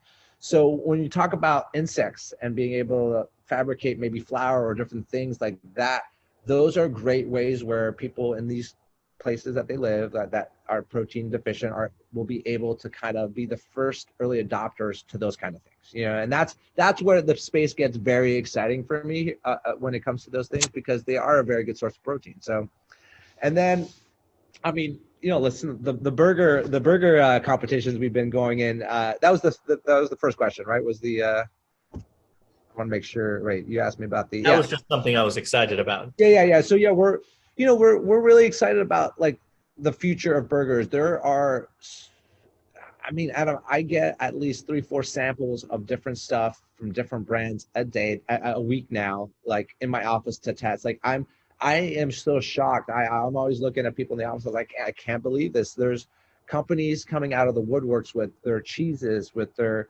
nut milks, with their analog meats, whether it's like the mycelium from shiitake that's fermented as an analog meat, right? Or it's the cell structured meats that you're talking about, which I think that is way further down the line. I actually read the book, The $1 Billion Burger, which was all about the cell structure, right? It is the same CEO that's growing the company called Just Egg, right, where they have the plant eggs. But what I found, where I get a little lost on those is that the part of what we need to do is democratize plant-based foods, and it needs to be affordable for all if we're really going to have a shift in the food system, right? Where we're going to maybe pull away people from going so fast food and so McDonald's and so Burger King. And, I don't want to, those brands do a good job at what they do, and they came at a certain part in history to fill this void, and now they're in the system and they're caught up, and they're also all looking inside and looking to make changes. Like McDonald's just launched the McPlant. Wow, there's a plant-based burger now on a McDonald's menu. That's amazing to me. So, I think it's the wild west in the plant-based space right now, and I think there's a lot going on. But I'm excited to be part of it. I feel with Plant Burger, our brand is, I feel like we're at the beginnings of when McDonald's and Burger Chef, which used to be Burger King, first came to the market, right? And then you had all these competitive fast food burger chains going at this fast food market. I feel like we're in the same space right now where there's a dozen plant-based burger brands that are doing this across the United States, even the world. And we'll see what happens, and I think as long as we're making the effective change, there's room for everyone in this space. So I think it's here to stay. It's not a fad. This thing is going to be long lasting, and I think it's going to have positive effects on our climate and human beings. So I want to take a question from the audience, somebody who submitted a question, because it's a perfect segue. And just to kind of give a little bit of a grounding to it, like you were saying, there's so many different places where people can get plant-based options. There are public schools that are doing meatless Mondays, and many of them now have plant-based options just in general, all the way to fast food places. But then again, all the way to places like 11 Madison Park, which is, one of the top restaurants in the world, that the entire menu is plant-based. And there are chefs, and there are multiple chefs now that I've seen, who want to pursue plant-based menus and have actually gotten let go because the restaurant doesn't want to focus on plant-based work. So the question is from Richard Height, and he's in New York. He wants to know, how do we get the fast food chains to do even more plant-based offerings, but that are as tasty as what you prepare in your restaurants? Yeah. Well, I thank you, because I think that's a really great question. And, ultimately the consumers are really that answer that question themselves with their buying power as a whole. So, but I understand what you're saying, like, for instance, we do have these brands like, Dunkin' Donuts and McDonald's and these other massive brands that can have really effective change adopting, Burger King with the Impossible Burger, adopting this plant-based space. But, people, what you see, like what you see at the front is not really what's behind. Like, there's a massive, distribution with Burger King, and like company set up with franchises, and to make one slight change in a menu at that magnitude in a business, shifts the entire ecosystem of this monster business. So, unfortunately, it takes time for them to get a little bit more creative in the space. So right now it's more of a swap, right? I'm swapping this burger for this with the same set of ingredients that I've always given you, right? So like the Big Mac now is the Big Mac with the Beyond Meat patties instead, for instance, and that's okay. They're making an effort. I think what it's going to take, and I think we're on our way there. I'm glad to say that, at least once a week, I get a call from one of my chefs in my network that are like, man, this plant-based space, I see it. You just won the seed burger, the burger battle, vegan burger battle with Plant Burger. Can you tell me a little bit more? Can you hook me up with some purveyors? Can you kind of, so I'm already seeing the chatter in the subculture of chefs that I'm connected with. Everyone is moving in the plant-based space. You have Michel Nichon, which was one of the first to open up a plant-based restaurant in New York City. It was probably the first restaurant. He has a business called Wholesome Crave, where he markets these plant-based soups, right? And part of the proceeds go somewhere else. Marcus Samuelson just announced that he's opening up some plant-based restaurants, right? And, I chatted with him a couple of weeks ago too. Daniel Hum, 11 Madison Park, like you mentioned, one of the most famous restaurants in the world, 100% plant-based. And I think he even just doubled down and said, we will not be returning to any type of meat production at 11 Madison Park forever. So I think that's great. I think, as well with that, chefs need to realize that, it improves their bottom line and their business as well. And it's sad to hear that chefs are getting let go or fired for trying to get a couple plant-based items. Guys, this is here to stay. This is the future for any chefs listening or people are out there. This is here to stay. This will be the future. So better jump on right now, while it's hot. Listen, we've been serving vegetables in restaurants forever. We've just also had meat involved. Now it's just a little bit more balance in your thing. But I guarantee you'll see a good bottom line if you work really well with your purveyors. So, it's happening out there. The other exciting space for this, Adam, is like even our sister brand, which is Eat the Change, right? So we have this saying that our marketing director came up with at Plant Burger, and it's called "Eat the change you wish to see in the world." Right? Obviously, it's off of the Gandhi quote, right? But we just thought it was such a perfect, appropriate, cry out of like, just eat the change you wish to see in the world. Like put your money, where your mouth is, for instance. And for us, we thought that was so powerful that we broke that off and we opened, Seth and I co-founded a company called Eat the Change, and it's a CPG snack company, right? The other thing that's happening in the world is the rise of snackification, right? Is meaning the intersection of plant-based foods, right? Which is also meeting the intersection of climate change, right? There's eco-anxiety out there, right? And people are looking to see how they can make a difference as well. So you're seeing a lot of chefs now drive CPG, which I think is also exciting because we love to snack, so we need more plant-based snacks in the space, more whole foods as well. So, I think that's a good space to be in. So we launched this mushroom jerky, which I think is fabulous. We're about to launch our next snack here at the end of the year. But I think also making a difference. And, Adam, we go one step further with our CPG business. We lean into biodiversity a lot. I thought you thought this was cool, so I'll share it with everybody. Like, 65, if not more % of our food is produced by only 6 crops, right? 6 crops. That's it, right? No wonder where we're at, right? We have 595,000 other crops to pluck from and use and be creative with and introduce to the market, right? By monopolizing these 6 crops, we're doing a very disservice to our planet, right?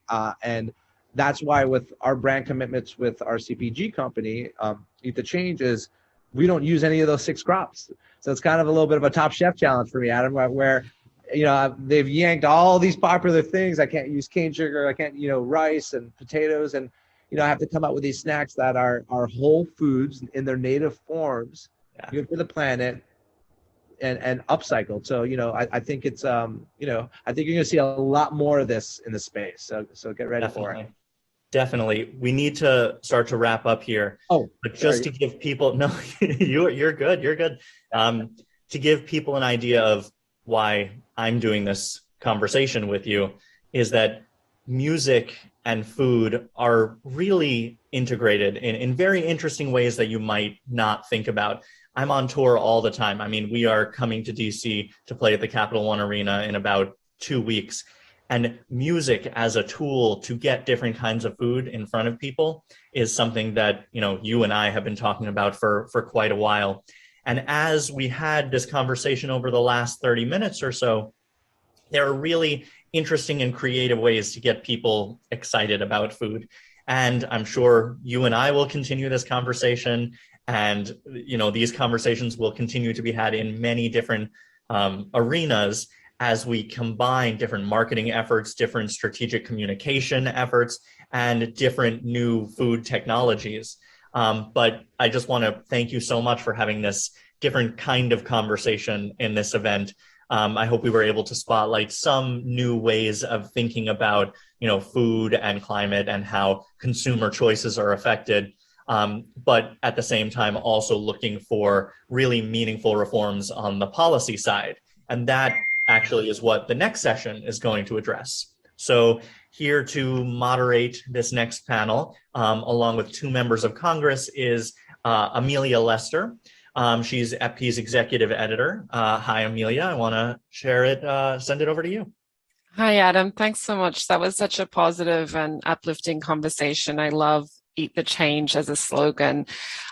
We've heard a lot of different perspectives from across the agriculture industry, farming, culinary, even showbiz leaders about what we can do to advance positive change in the way food impacts climate and vice versa. But now I'm really excited to be joined by 2 congressional representatives who are going to give us some more insights into the government's priorities and efforts underway in Congress to ensure that our policies support this transformation that we need to see in our food systems. So joining me today, I'm honored to say we have Representative Jim Baird, who represents Indiana's 4th Congressional District, and Representative Stacey Plaskett, who is the chair of the House Agriculture Subcommittee on Biotechnology, horticulture, and research. I'm going to turn first to Representative Baird. Thanks so much for joining us. As a member of the House Agriculture Committee who represents rural communities, and as a farmer yourself, can you talk a little bit about the role of agriculture in delivering the solutions that we need to climate change? Absolutely. Agriculture has been a part of my life all my life. And the chef was talking about food, and I think it's really important. That's all agriculture is really devoted to, is supplying a food supply for not only us, but around the world. What are we talking about? 9 billion people by the year 2050. So that means we really have to make significant advances in agriculture. We have to do the biotech kind of information to make sure that we're leading the way in our ability to provide those foods and upgrade both plant and animal productivity in order to meet the demands for that kind of a population here in 2050. From a biotech standpoint, the ability to do some gene editing using a CRISPR kind of concept really allows us to significantly increase the speed with which we can make the kinds of improvements, not only to animal health, to plant health, but also the ability to incorporate resistance to disease. And I'm going to cite just one example, the African swine fever. I don't know how many people are familiar with that, but it destroyed almost 60% of China's swine herd. And so we're really concerned about that getting into the United States of America. But you can come back to this kind of technology to be able to come to solutions to prevent that kind of thing. And you can incorporate it through this kind of technology, and researchers and the development that you can incorporate that into the animals and plants. And so that's a significant aspect. And then the other thing I would want to say, agriculture has been really devoted to saving our soil. Most people probably don't realize, but soil, a lot of people think it's dirt, but in reality, it is almost a living, breathing organism. And farmers have been dedicated to preserving that for years. And that's why we have the USDA, some of those conservation reserve programs to help maintain that 6 to 8 inches. How many places in the world do we have that 40 inches of rainfall that really is conducive to producing the crops that we do, and ultimately the animals that we produce? So you can talk about alternatives and so on, but in reality, the amount of land that we have available is limited. So that means we've got to improve productivity on every acre. We got to improve. And I know you're getting ready to ask a question, so I'll quit. You mentioned the role of innovation in biotechnology using CRISPR-like technologies. What do you see as the role of government in facilitating that innovation and that drive forward? I think that back to the land issue, I think it's a real challenge for government to try to incentivize conserving the soil and yet have it done on a voluntary basis, as opposed to mandating some of these things. And I found through my years of experience with agriculture, the system that creates economical ways to solve these problems really works well. And if let's just look at the ability for the soil through cover crops or through forestry, we have a tremendous ability to capture carbon. And we've been doing that for years. So the advancement that we have in research and technology, and it comes right through the science committees that like Chairwoman Plaskett and I are on with this biotechnology, horticulture, and research. So basic research ends up being an extremely important aspect. And how do we do that? We incentivize and provide support for that kind of research right through the legislation. And we got 11, Chairwoman, you help me out, but we got 11 national laboratories around this country that do basic research in a lot of different areas, but some of that's devoted to agriculture. Well, let's bring in Chairwoman Plaskett, if we could, at this point. Thanks so much for joining us. What has been the impact of climate change on the U.S. Virgin Islands, and specifically on food and agriculture production there, that you've seen already? Sure. Thanks so much for having this discussion. And as you can see, this is an issue that is important to really large farming areas as well as small ones like my district of the US Virgin Islands. Farmers are on the front line of climate change, and they are the ones who are doing some of the most incredible innovation. And government needs to support them in that innovation to be resilient against climate change. The Virgin Island goes between drought as well as flooding in periodic basis. From some years when I first came to office, we were not even in the drought monitoring system. So there was no data available for farmers to be able to show from past rainfalls that we were in fact in a drought. So we were able to put our local farmers onto the drought monitor.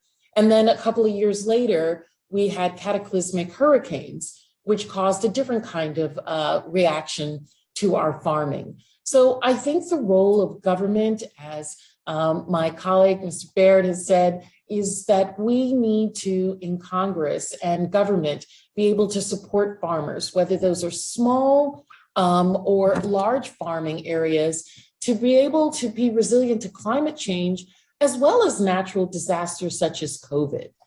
We've seen how the pandemic has affected our farmers, livestock owners, disrupted our supply chain, and government needs to be there to help solve those problems and to give researchers as well as farmers the tools. I think extension services, we are putting a lot of time and effort in Congress in making provisions for extension service programs to really be responsive to those farming communities in which they reside. Let's drill down on some specifics that we just got some terrific audience questions that I wanted to ask. The first is from Andy Levine, who's in Virginia with the American Seed Trade Association. And I'll direct this first to you, Chairwoman Plaskett. He asks, international trade is so vital to U.S. agriculture. Do you see the U.S. Congress and the Biden administration being proactive on trade negotiations or more protective? Oh, I think we're very active in trade negotiations. I mean, first of all, recognizing that trade takes a long time and is very complex and multi-layered. But in terms of global trade, the U.S. food agriculture industry is heavily reliant on trade of raw and value-added commodities in particular. We export this year 173 billion and 177 billion in fiscal year 2022, assuming that the supply chain enables these products to go where they need to go.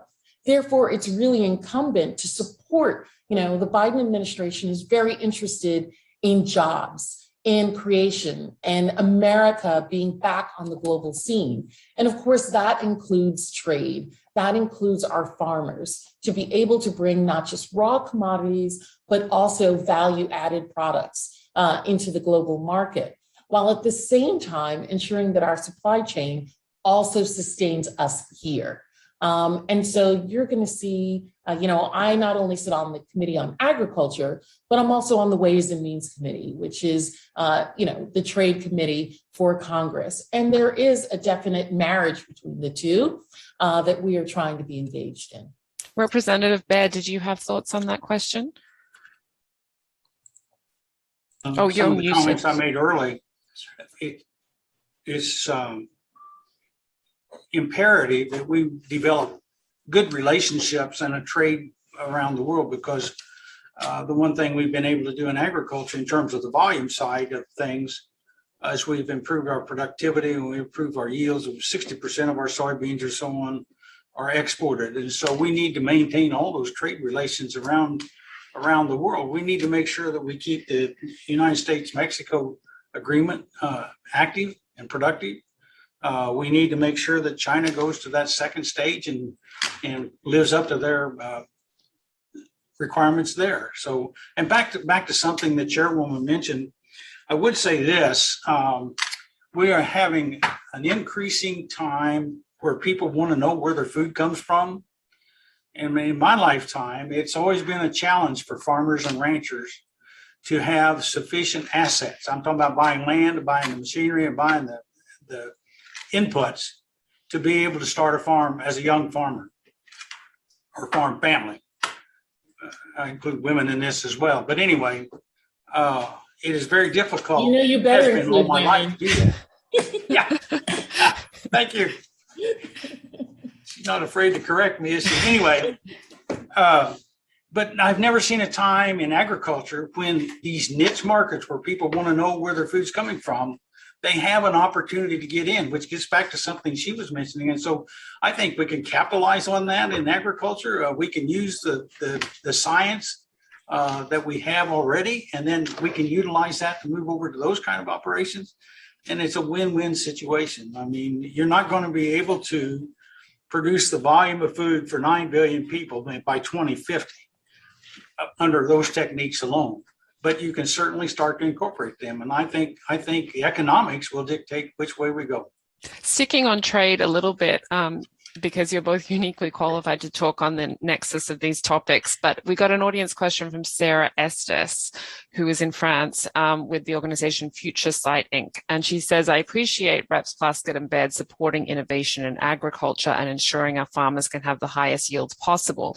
Occasionally, our farmers, and she's a US citizen, so I think she's referring to American farmers here, have had difficulty selling these innovative crops in the global marketplace. How is the US government working with our trade partners to ensure access to an open global marketplace? Representative Baird, if you can take that first. Absolutely. I think that's where that we were talking about research and basic research. I think that kind of knowledge and experimentation provides the answers to those kinds of questions. And the more we can educate, she mentioned extension.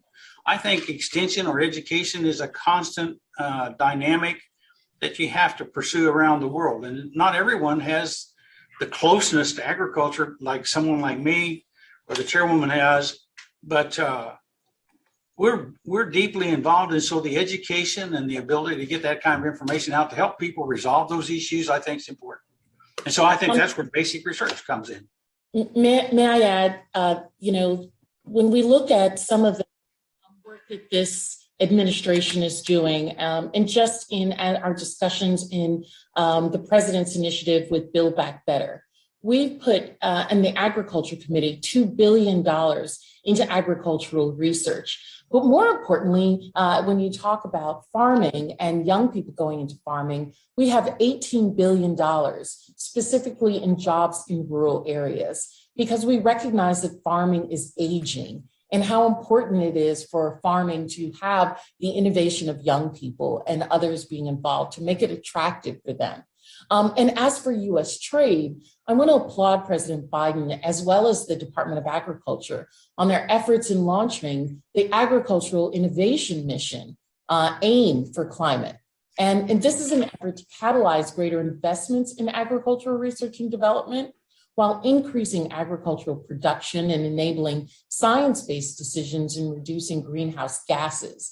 And I think that having AIM, along with the president's work in the United Nations Food Systems Summit, is going to allow us to bring that innovation and adoption by our global partners in some of the innovation that's being done here in the United States so that we can put that out. You know, the food production that we're doing and these innovations are not just for Americans, but it's for others in areas where there's food scarcity, such as our brothers and sisters in Africa and other nations that need the innovation and the support that we're giving, not just in the production, but in the methodology to be able to grow food themselves.